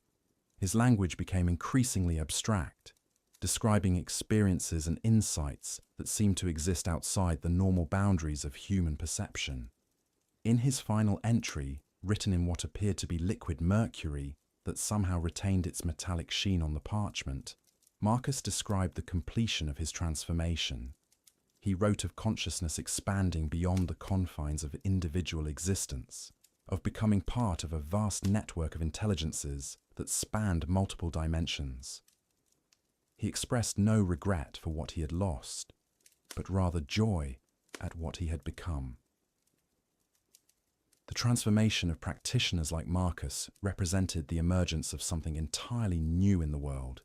These beings retained fragments of their human memories and knowledge, but they now serve purposes that were fundamentally alien to human understanding. They became intermediaries between the cosmic entities and the remaining human practitioners, offering increasingly powerful knowledge in exchange for ever greater sacrifices.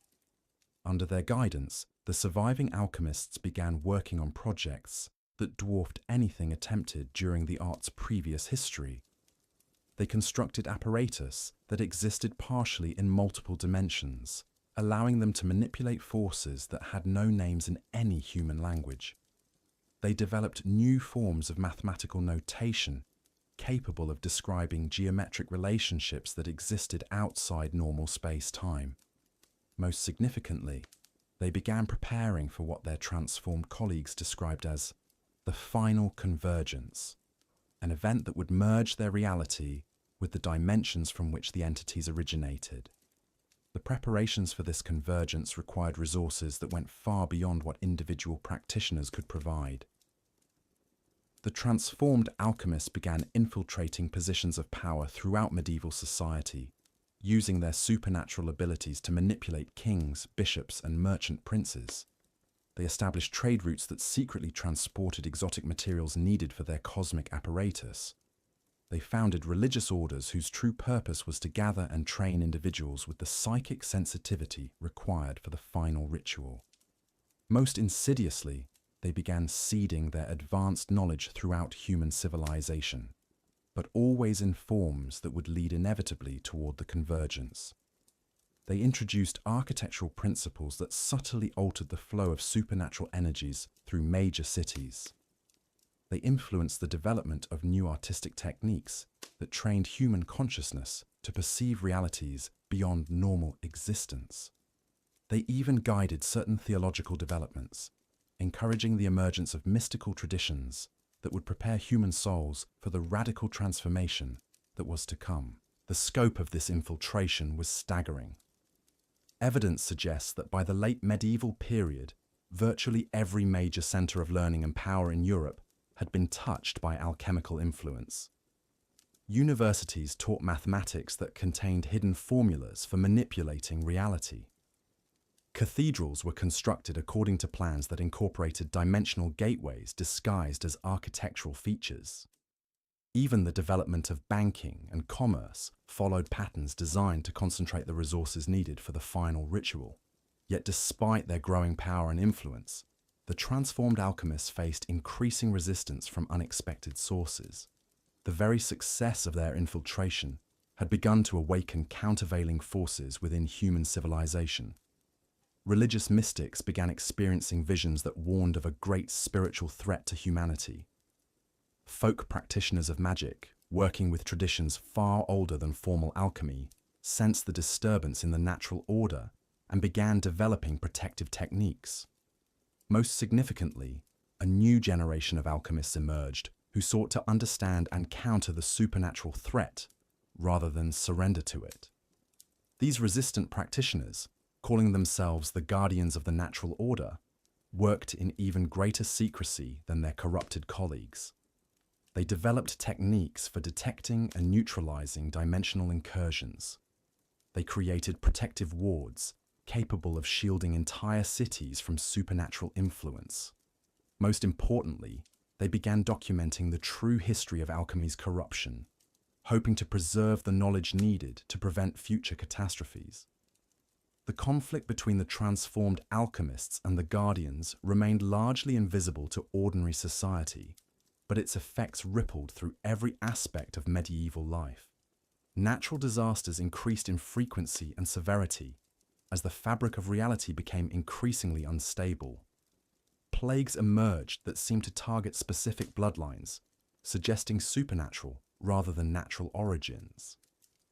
Wars erupted with unusual intensity, as if some external force was deliberately increasing human suffering to weaken resistance to the coming convergence.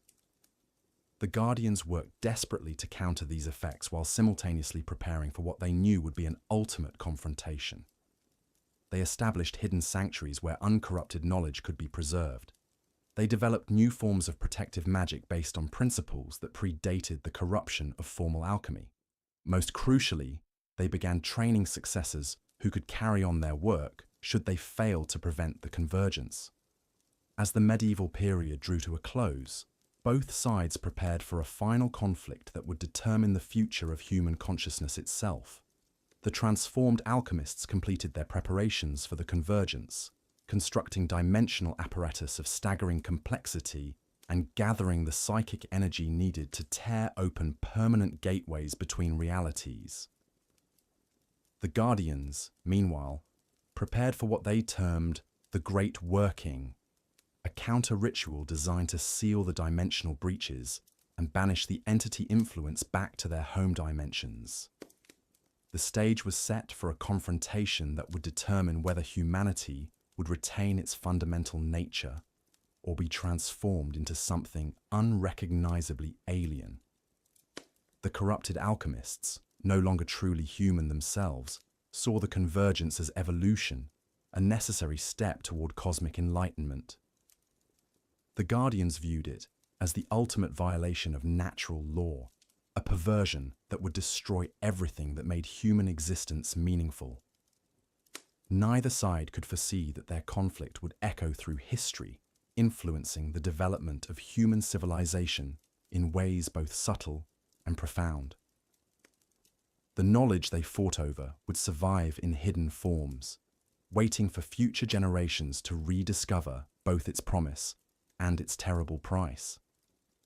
The entities that had corrupted medieval alchemy would not simply disappear if defeated, but would retreat to dimensional spaces where they could wait for new opportunities to influence human development. The dark truth behind medieval alchemy was that it had never been merely about transforming base metals into gold or discovering the secrets of immortality. From its earliest origins, it had been part of a vast cosmic plan to prepare humanity for integration into a larger dimensional community.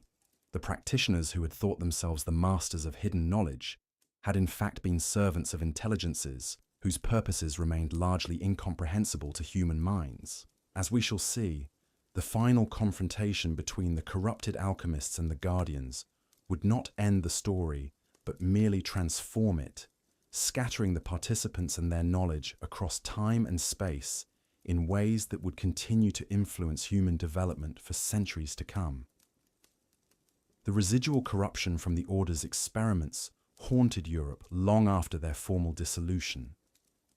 Ancient towers and forgotten laboratories, once centers of their dark research, became focal points for supernatural manifestations that would plague communities for centuries.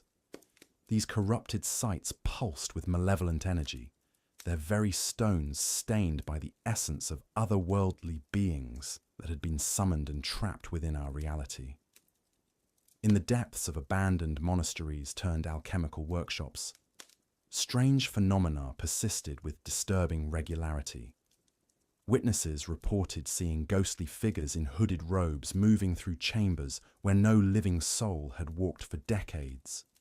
The air itself seemed thick and oppressive, charged with an energy that made animals refuse to enter and left sensitive individuals overcome with inexplicable dread.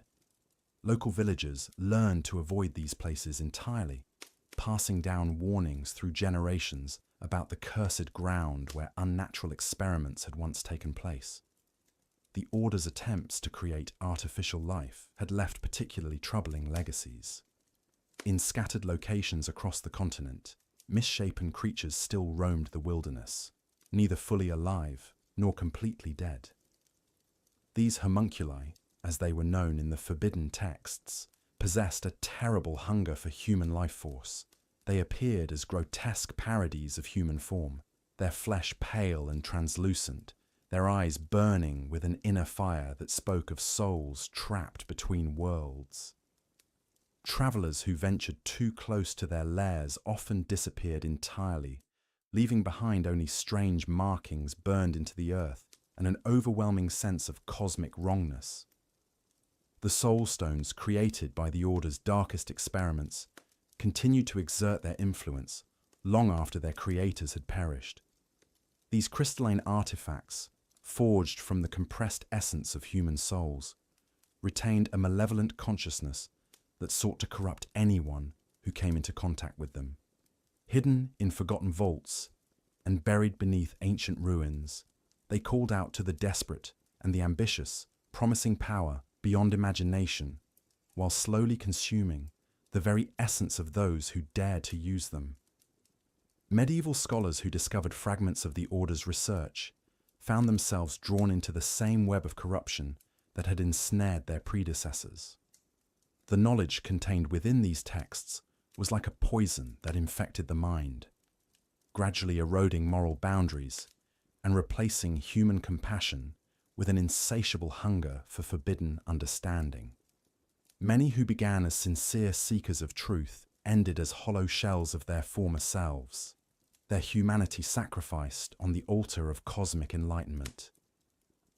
The dimensional rifts torn open by the Order's experiments proved nearly impossible to seal completely. These tears, in reality, acted as permanent wounds in the fabric of existence, allowing entities from beyond our world to seep through like infection through broken skin. Around these rifts, the laws of nature became unreliable. Time flowed differently, gravity shifted unpredictably, and the boundary between dreams and reality grew dangerously thin. Entire regions became uninhabitable as the influence of these otherworldly intrusions spread like a spiritual plague. Perhaps most disturbing were the reports of possession that began to surface in areas where the Order had been most active. Unlike the demonic possessions recognized by the Church, these cases involved something far more alien and terrifying. The possessed spoke in languages that predated human civilization, their bodies contorting into impossible configurations as entities from parallel dimensions attempted to inhabit forms never designed to contain them. Exorcisms proved largely ineffective against these intrusions, as the invading consciousness existed on planes of reality that traditional religious practices could not reach. The Order's research into temporal manipulation had created pockets of distorted time throughout Europe. In these cursed locations, past, present, and future became tangled together in ways that defied comprehension. Visitors might encounter their own descendants, witness events that had not yet occurred, or become trapped in endless loops of causality. Some of these temporal anomalies grew larger over time, threatening to engulf entire cities in chronological chaos. Underground networks of the Order's surviving members continued to operate in secret, passing down their corrupted knowledge through carefully selected apprentices. These hidden cells worked tirelessly to complete the great work their predecessors had begun, believing that the cosmic convergence could still be achieved with proper preparation and sacrifice. They infiltrated monasteries, universities, and noble courts, spreading their influence like a cancer through medieval society while maintaining facades of respectability and piety. The environmental devastation caused by the Order's experiments created dead zones where nothing natural could grow or thrive. The soil itself had been poisoned by exposure to otherworldly energies, turning fertile farmland into barren wastelands that remained sterile for generations. Strange metallic growths emerged from the earth in these regions, forming crystalline structures that hummed with alien frequencies and emitted a sickly luminescence that could be seen for miles on moonless nights. Weather patterns became increasingly erratic in areas where the Order had conducted their most ambitious rituals. Storms would appear without warning, bringing rain that burned like acid and lightning that struck in patterns that seemed almost deliberate. The wind itself carried whispers in languages that human throats were never meant to speak, driving listeners to madness with promises of power and revelations that mortal minds could not safely comprehend. The Order's attempts to merge human consciousness with cosmic entities had created hybrid beings that existed partially in our reality and partially in dimensions beyond human understanding. These creatures appeared human at first glance, but possessed knowledge and abilities that marked them as fundamentally other. They moved through medieval society like living contradictions, simultaneously ancient and newborn, wise and utterly alien.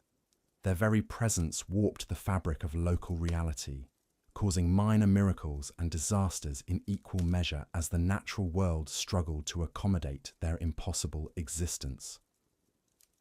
Sacred sites throughout Europe found themselves corrupted by the Order's dark rituals. Ancient stone circles and holy wells that had been centers of spiritual power for millennia became focal points for malevolent energy. Pilgrims who visited these locations seeking divine blessing instead encountered visions of cosmic horror that shattered their faith and left them wandering the countryside as hollow-eyed prophets of despair, spreading madness through their incoherent ravings about the true nature of reality. The Order's legacy of corruption extended even into the realm of human reproduction. Children born in areas heavily influenced by their experiments often displayed disturbing abnormalities that went far beyond physical deformity. These offspring possessed an innate understanding of cosmic forces that terrified their parents and neighbors. They spoke of distant worlds and alien geometries with the casual familiarity of children discussing their toys, and their presence seemed to attract supernatural phenomena that defied rational explanation. Medieval physicians attempting to treat victims of the Order's experiments found their medical knowledge utterly inadequate. Patients exhibited symptoms that belonged to no known disease, their bodies transforming in ways that suggested influence from forces beyond the physical world. Bloodletting and herbal remedies proved not only useless, but often accelerated the mysterious ailments, as if the corruption fed on traditional healing methods and grew stronger in response to conventional treatment. The Order's research into consciousness transfer had left behind apparatus that continued to function long after their creators' deaths.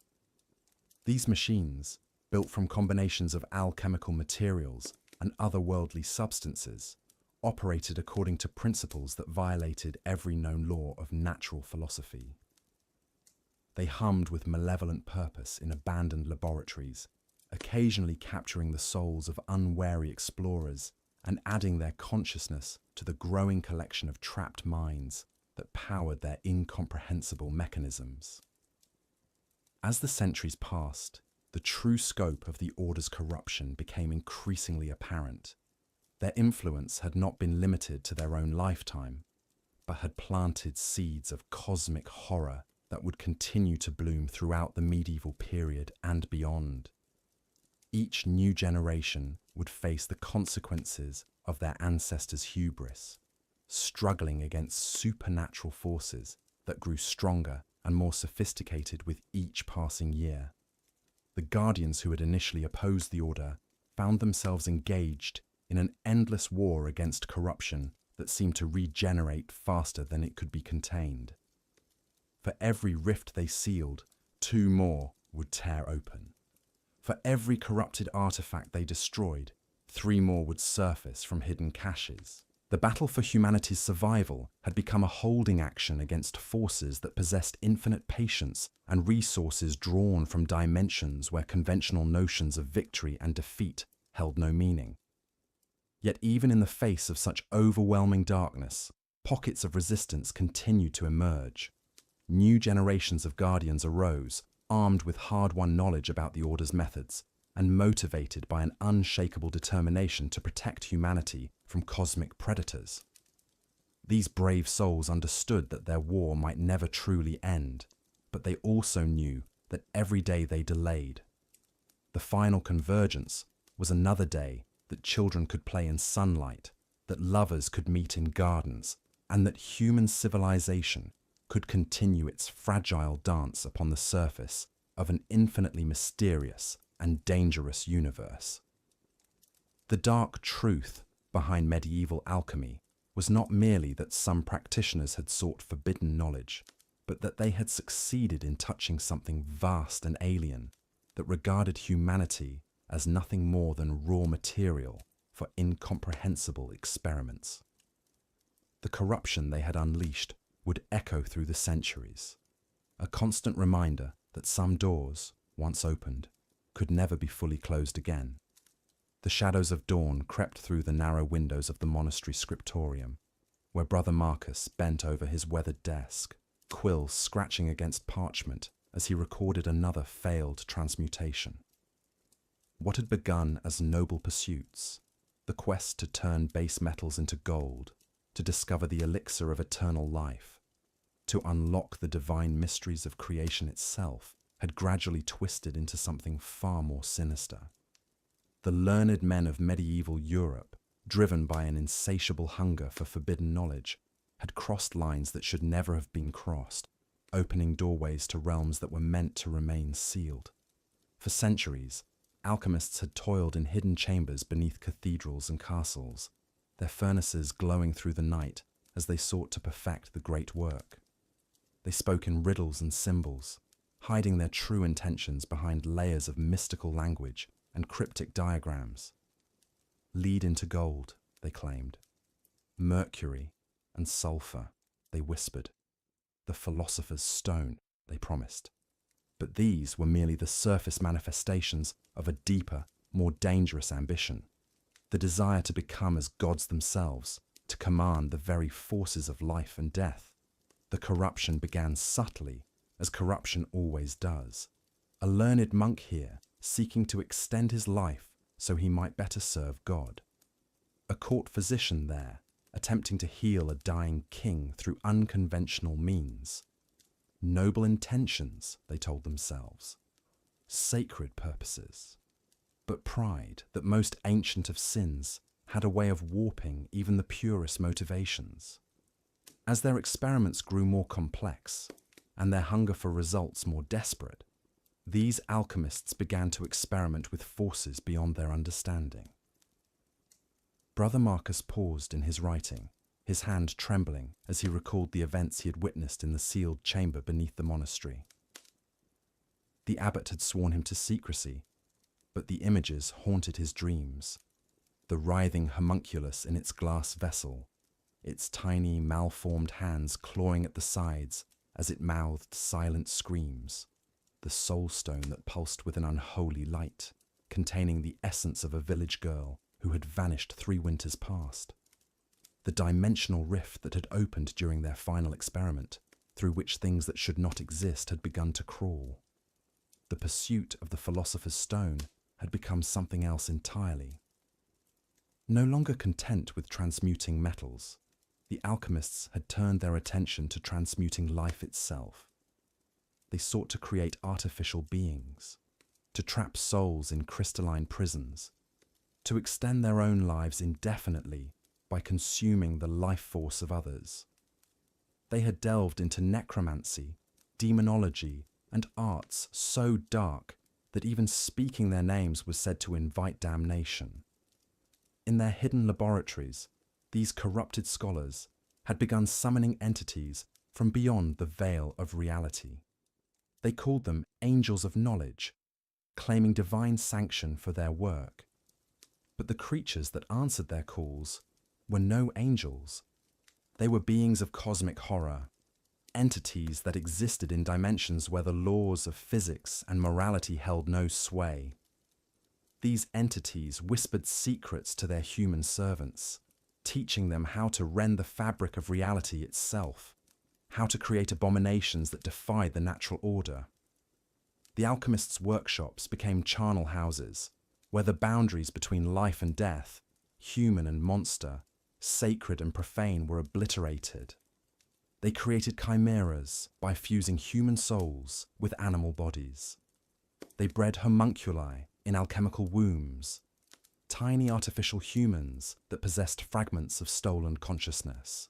They learned to extract and manipulate the very essence of life, condensing decades of human experience into glowing crystalline forms that could be consumed like wine. Brother Marcus dipped his quill again, the ink seeming to flow like blood across the parchment as he documented the true extent of their crimes. The abbot himself had become something no longer entirely human, his body sustained by the consumed life force of dozens of victims. His eyes had taken on the multifaceted appearance of an insect's, and when he spoke, his voice carried harmonics that suggested multiple beings speaking in unison. The other monks had either fled in terror or been transformed into shambling servants, their souls replaced with fragments of the cosmic entities that had answered their master's summons. The corruption had spread beyond the monastery walls. Other centers of learning throughout Europe had fallen to similar temptations. Universities that had once been bastions of enlightenment became breeding grounds for horrors beyond imagination. Royal courts welcomed alchemists who promised immortality and unlimited power, not knowing that these scholars had already sold their humanity for forbidden knowledge. The very foundations of medieval civilization were being undermined by this spreading cancer of cosmic corruption. The entities that the alchemists served had their own agenda, the complete transformation of human reality into something more suitable for their own existence. They whispered of great workings that would reshape the fundamental nature of the physical world, turning it into a realm where their impossible geometries and alien physics would hold sway. The human race would be preserved, they promised, but only as raw material for their experiments, as vessels for their consciousness, as fuel for their incomprehensible designs. As Brother Marcus wrote, he could hear the sounds echoing from the chamber below, the bubbling of alchemical retorts, the chanting in languages that predated human civilization, the screams of the latest test subjects being processed into component parts for the great work. The monastery had become a factory for producing abominations, a workshop where the fundamental building blocks of reality were being rearranged according to the whims of entities that existed beyond the boundaries of sanity. The true horror was not just what the alchemists had become, but what they were creating. They had learned to weave human consciousness into crystalline matrices, creating soul stones that contained the compressed experiences and memories of their victims. These stones could be combined and manipulated, allowing the alchemists to craft artificial beings with predetermined personalities and knowledge. They had become gods of a sort, but gods of a nightmare realm where free will was an illusion and human dignity was merely another resource to be harvested and refined. The ripple effects of their work were already beginning to manifest across the European continent. Dimensional instabilities caused by their experiments were creating zones where the laws of nature functioned differently. Villages near alchemical laboratories reported strange phenomena. Gravity flowing upward, time moving in circles, children born with memories of lives they had never lived. Forests withered and died as the life force was drained from them to fuel the alchemists' experiments. Rivers ran black with the runoff from their workshops, carrying dissolved fragments of human souls downstream to poison entire watersheds. Brother Marcus set down his quill and stared at the pages before him. He had documented the truth, but who would believe such a tale? And even if they did, what could be done to stop what had already been set in motion? The cosmic entities that the alchemists served existed outside of time and space, as humans understood them. They had been planning this corruption for eons, waiting for the moment when human knowledge would advance enough to serve their purposes. The greatest tragedy was that it all began with such noble intentions. The alchemists had genuinely sought to improve the human condition, to unlock the secrets of creation in service of their fellow man. But pride and ambition had corrupted their mission, and their pursuit of forbidden knowledge had opened doorways that could never be closed. They had sought to become like gods, and in doing so, they had invited entities that were gods, but gods of chaos and horror, beings whose very existence was antithetical to human life and sanity. The medieval world stood on the brink of a transformation that would make the Black Death seem like a minor inconvenience. The alchemist's great work was nearing completion, and when it was finished, humanity would face a choice: serve as willing vessels for the cosmic entities that their learned men had summoned, or be processed into raw materials for the construction of a new reality, where human concepts of morality, beauty, and love would have no meaning. Brother Marcus closed his journal and sealed it with wax, pressing his ring into the soft material to create an official seal.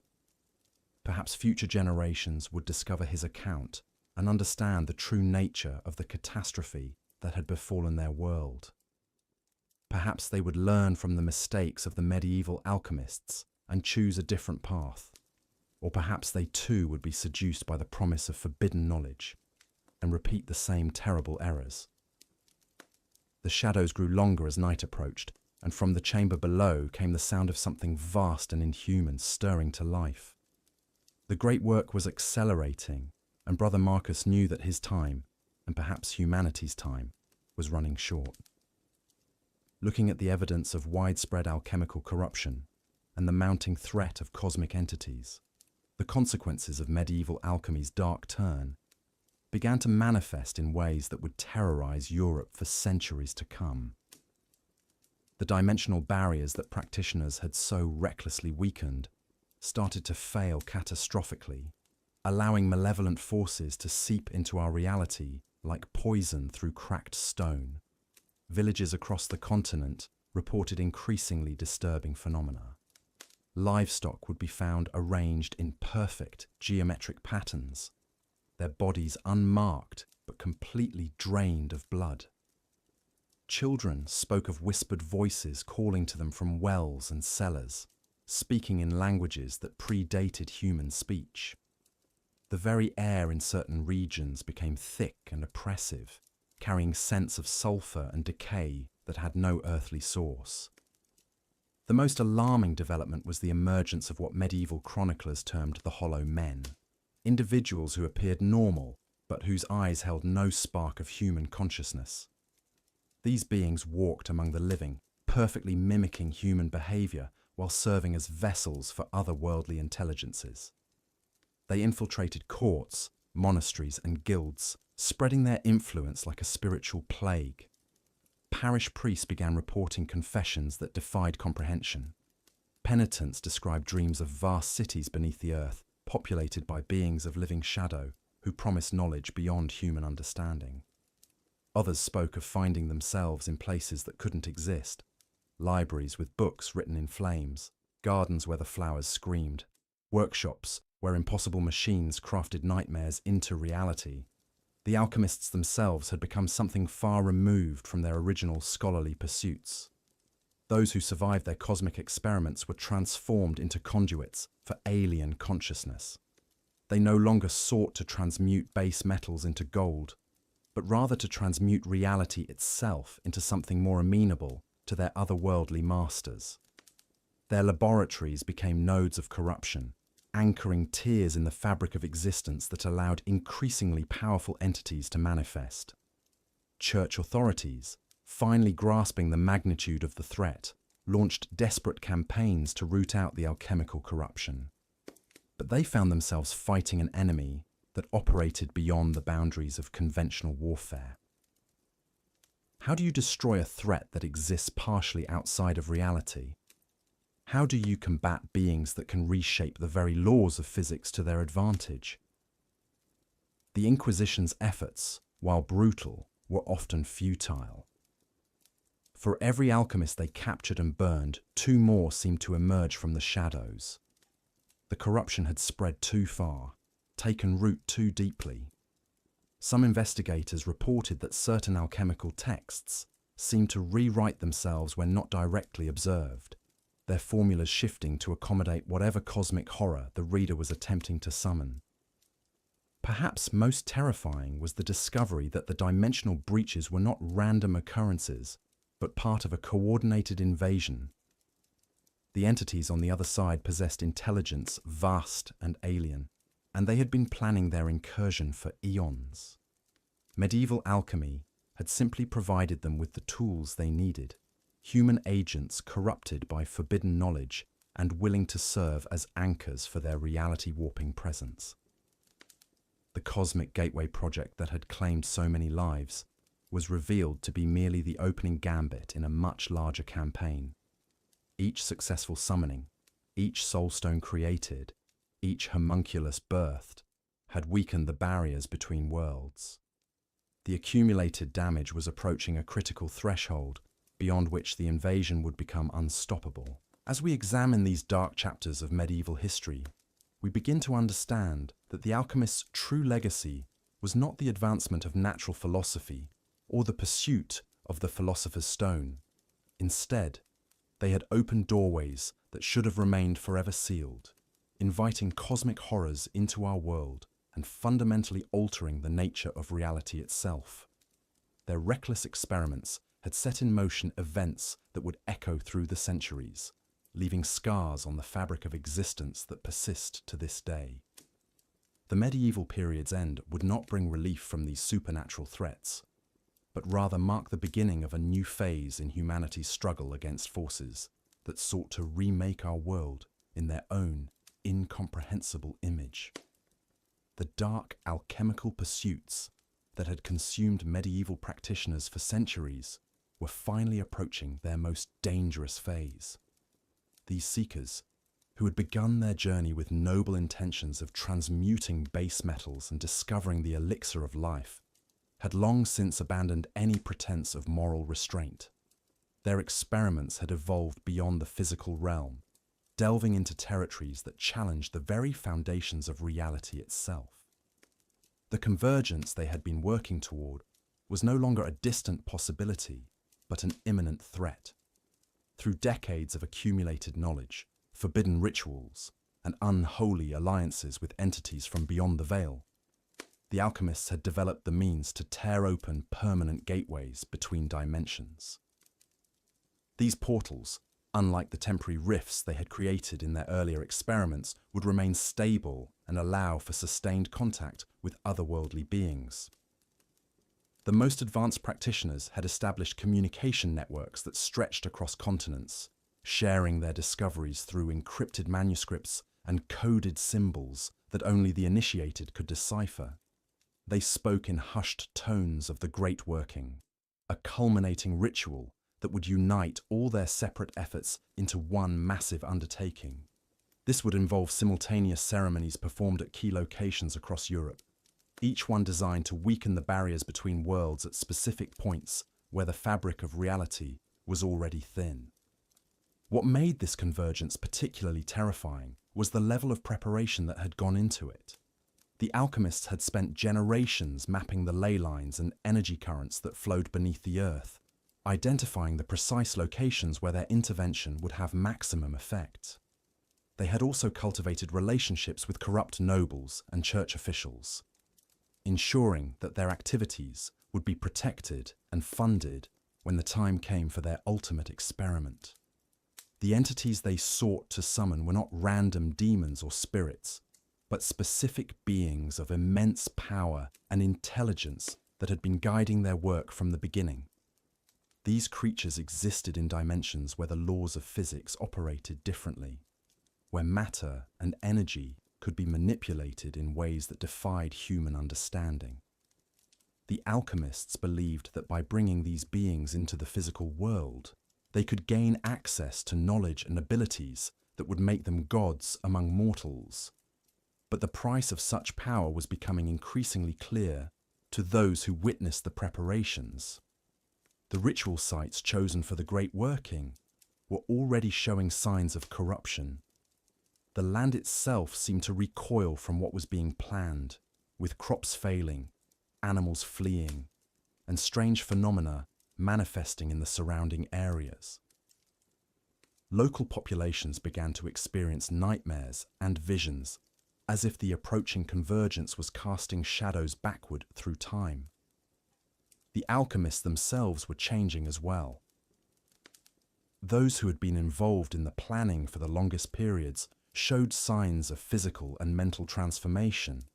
Their bodies began to exhibit characteristics that suggested they were no longer entirely human. Some developed additional sensory organs that allowed them to perceive dimensions beyond normal sight. Others found that their thoughts were no longer entirely their own, as if they were sharing mental space with the entities they sought to summon. The written records from this period, though fragmentary and often encoded, reveal a growing sense of urgency among the practitioners. They knew that their window of opportunity was limited. The astronomical alignments they required occurred only rarely, and the next suitable configuration would not appear for several centuries. If they failed to complete the Great Working during this cycle, their accumulated efforts would be lost, and they would have to begin the process anew. More disturbing still were the reports of what happened to those who attempted to withdraw from the conspiracy as the convergence approached. Several alchemists who had second thoughts about the wisdom of their course found themselves unable to escape the network they had helped create. Some simply disappeared, leaving behind laboratories that showed signs of violent struggle. Others were found dead under circumstances that suggested they had been killed by forces beyond human understanding. The protective wards and safeguards that the alchemists had relied upon in their earlier experiments proved inadequate against the energies they were now channeling. Several ritual sites suffered catastrophic failures, with explosions of otherworldly force that left permanent scars on the landscape. These incidents served as grim reminders of what would happen if the Great Working went wrong on a larger scale. Yet despite these warning signs, the alchemists pressed forward with their plans. They had invested too much time, effort, and sacrifice to turn back now. The promise of ultimate knowledge and power drove them onward, even as the evidence mounted that they were dealing with forces far beyond their ability to control. They convinced themselves that their preparations were sufficient, that their understanding of the cosmic forces they were manipulating was complete enough to ensure success. The final phase of preparation involved the creation of vessels that could contain and direct the energies of the convergence. These were not simple containers, but complex constructs that combined alchemical science with architectural engineering and ritualistic symbolism. Each vessel was designed to serve as an anchor point for the otherworldly entities, allowing them to maintain a stable presence in the physical dimension once the portals were opened. The construction of these vessels required materials that could only be obtained through the most extreme measures. Human remains were needed, but not just any remains. The alchemists sought out individuals who had died under specific circumstances, whose life force had been shaped by particular experiences of suffering or transcendence. They raided graveyards and battlefields, but also arranged for certain deaths to occur according to their specifications. The psychological toll of these activities was evident in the increasingly erratic behavior of the practitioners. Many began to exhibit symptoms of what modern psychology would recognize as severe mental illness, but which they interpreted as signs of their growing connection to cosmic forces. They spoke of receiving direct communications from their otherworldly allies, of being granted visions of the transformed world that would emerge after the convergence. The mundane world around them began to take notice of their activities as well. Strange lights appeared in the sky above their laboratories. Unexplained sounds echoed from their underground chambers. Local authorities found themselves dealing with reports of missing persons and disturbing discoveries that they could not adequately explain or investigate. The church, despite its corruption in some quarters, began to mobilize resources to investigate what it correctly perceived as a threat to the established order. But the alchemists had anticipated resistance and had taken steps to neutralize it. Their network included agents in positions of authority who could misdirect investigations and suppress evidence. They had also developed weapons and defenses based on their otherworldly knowledge, capabilities that gave them significant advantages over conventional forces. Several attempts to raid their facilities ended in disaster for the attackers, with survivors reporting encounters that challenged their understanding of reality. As the time for the Great Working approached, the alchemists began to gather at the primary ritual site, a location chosen for its unique geological and mystical properties. This convergence of practitioners from across Europe represented the culmination of centuries of planning and preparation. They brought with them the accumulated knowledge of their tradition, along with the materials and instruments needed for the ultimate ceremony.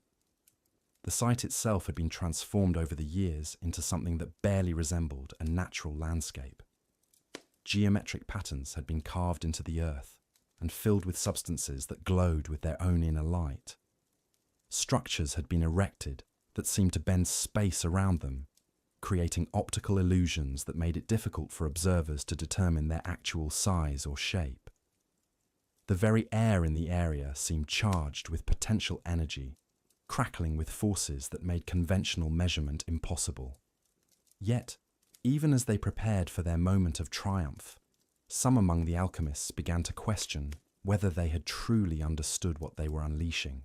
The entities they had been communicating with had grown more demanding in their requirements, asking for sacrifices and commitments that went beyond what had originally been agreed upon.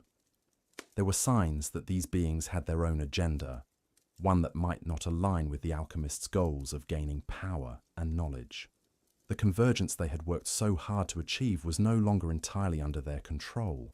The forces they had set in motion had gained a momentum of their own, drawing energy from sources the alchemists had not anticipated. The ritual they had planned was beginning to execute itself, with or without their conscious direction. They found themselves swept along by currents of cosmic force that they could influence but not truly command. And in the darkness beyond the veil, ancient intelligences that had waited eons for this opportunity began to stir, preparing to cross the threshold into a reality they intended to remake according to their own alien designs. As we've seen throughout our journey into medieval alchemy's dark legacy, the corruption and dimensional breaches unleashed by these forbidden practitioners left scars that would endure far beyond the Middle Ages. But the true horror lies not in what was lost, but in what remains hidden, waiting in the shadows of our modern world. For the alchemical networks that survived the great purges of the 15th century did not simply vanish into obscurity. They adapted, evolved, and went deeper underground. The Brotherhood of the Crimson Veil, the Order of the Obsidian Crucible, and dozens of smaller covens scattered across Europe, carrying with them fragments of the most dangerous knowledge ever conceived. These survivors understood that their work had grown too powerful, too visible. The dimensional tiers they had opened, the entities they had summoned, the very fabric of reality they had torn. All of this demanded a more subtle approach. In the abandoned monasteries of remote mountain valleys, in the forgotten cellars beneath ancient universities, in the sealed chambers of noble houses, whose bloodlines stretched back to the original practitioners, the work continued. But now it was cloaked in new forms.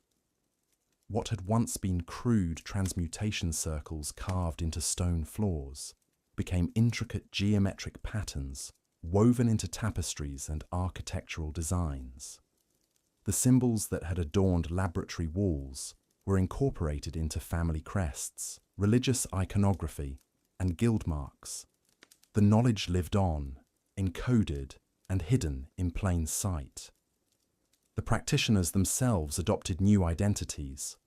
No longer the wild-eyed hermits working alone in isolated towers, they became respected scholars, influential merchants, even high-ranking church officials. They learned to speak in code, to communicate through seemingly innocent academic correspondence, to conduct their most dangerous experiments under the cover of legitimate research. The University of Prague, the libraries of Venice, the workshops of skilled artisans, all became unwitting hosts to cells of alchemical conspirators who met in shadow and spoke in whispers of the great work that must continue. But perhaps most disturbing of all was how they began to recruit. Where once alchemical knowledge had been jealously guarded by individual masters, the survivors realized that their ultimate goals required a broader base of support. They began to identify promising students, young minds hungry for forbidden knowledge, individuals whose ambition or desperation made them susceptible to the dark promises of transmutation and power. These recruits were brought in slowly, their education carefully managed, their loyalty tested through increasingly dangerous assignments. The initiation rituals became more sophisticated, more psychologically devastating. New members were required to participate in ceremonies that would bind them irrevocably to the cause. They witnessed the summoning of entities from beyond the dimensional barriers, participated in the sacrifice of both animal and human subjects, and were forced to ingest alchemical compounds that altered their very perception of reality. Those who survived these ordeals emerged changed, their minds partially open to the alien geometries and impossible mathematics that underpinned the alchemists' work. As decades passed, these hidden networks began to establish what they called the Eternal Archive, a distributed collection of the most dangerous alchemical knowledge, copied and recopied, hidden in dozens of locations across the continent. Unlike the crude grimoires of earlier practitioners, these texts were works of art, illuminated manuscripts that appeared to be religious texts or classical treatises to the uninitiated eye. But to those who knew the proper ciphers and codes, they contained detailed instructions for opening dimensional portals, formulae for creating homunculi with enhanced intelligence and supernatural abilities, and most terrifying of all, the theoretical framework for what the alchemists called the final synthesis. The final synthesis represented the ultimate goal of their centuries of research, nothing less than the complete transformation of human consciousness and physical reality. Where earlier alchemists had sought merely to transmute base metals into gold or create the elixir of life, these hidden masters understood that such goals were merely stepping stones to something far grander. They envisioned a world where the barriers between dimensions were permanently dissolved, where human minds could directly interface with the cosmic entities they had contacted, where the very laws of physics could be rewritten through alchemical manipulation. But this grand vision required more than just scientific knowledge. It demanded a fundamental reshaping of human society itself. the hidden alchemists began to work toward positions of influence, using their supernatural insights and otherworldly allies to accumulate wealth, political power, and social control.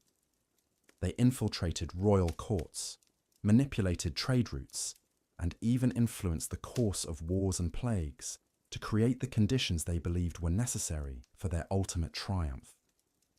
The Renaissance, that great flowering of human knowledge and artistic achievement, was shaped in ways that historians have never suspected by these shadowy figures.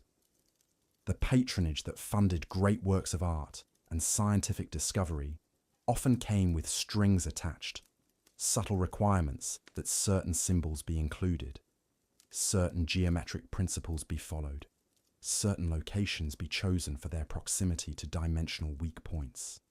The greatest minds of the age, from Leonardo da Vinci to Galileo Galilei, found themselves unknowingly participating in experiments whose true purpose remained hidden even from them. Meanwhile, the dimensional damage inflicted by centuries of alchemical experimentation continued to spread.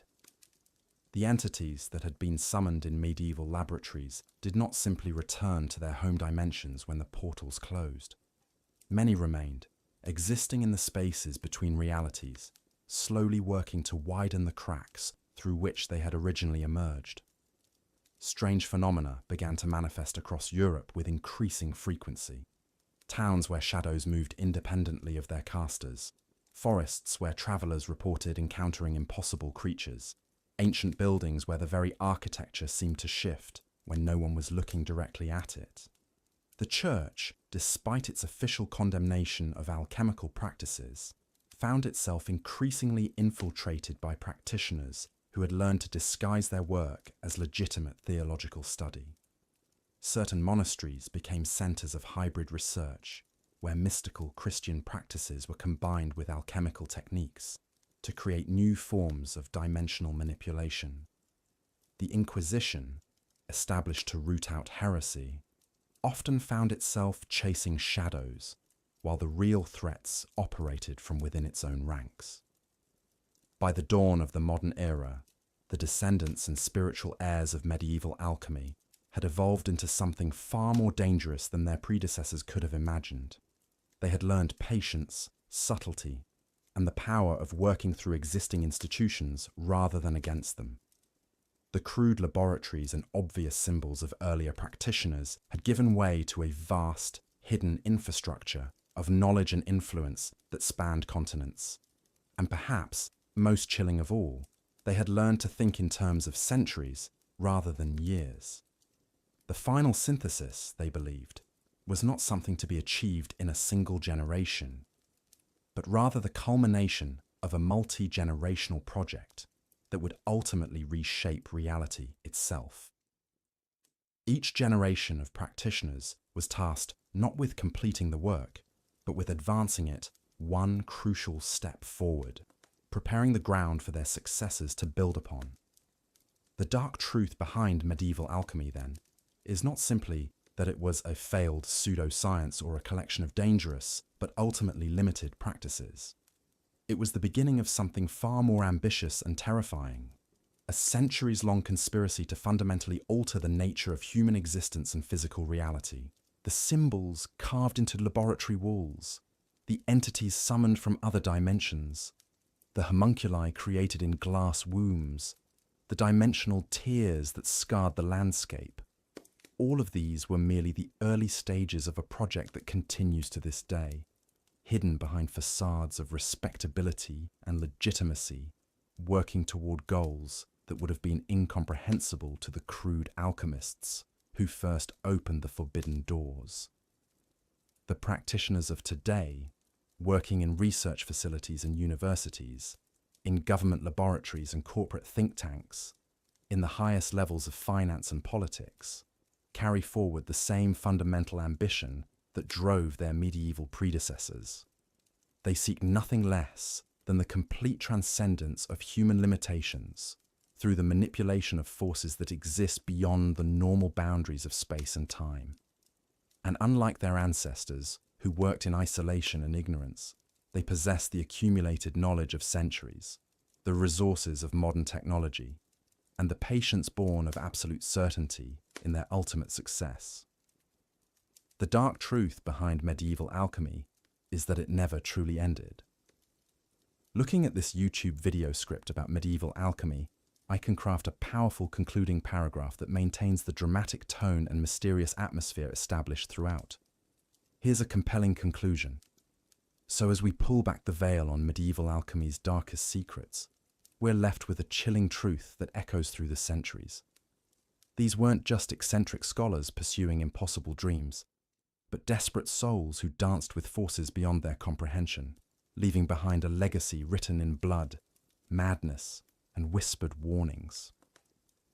The alchemists may have failed to transmute lead into gold, but they succeeded in transforming themselves into cautionary tales that still haunt the shadows of history.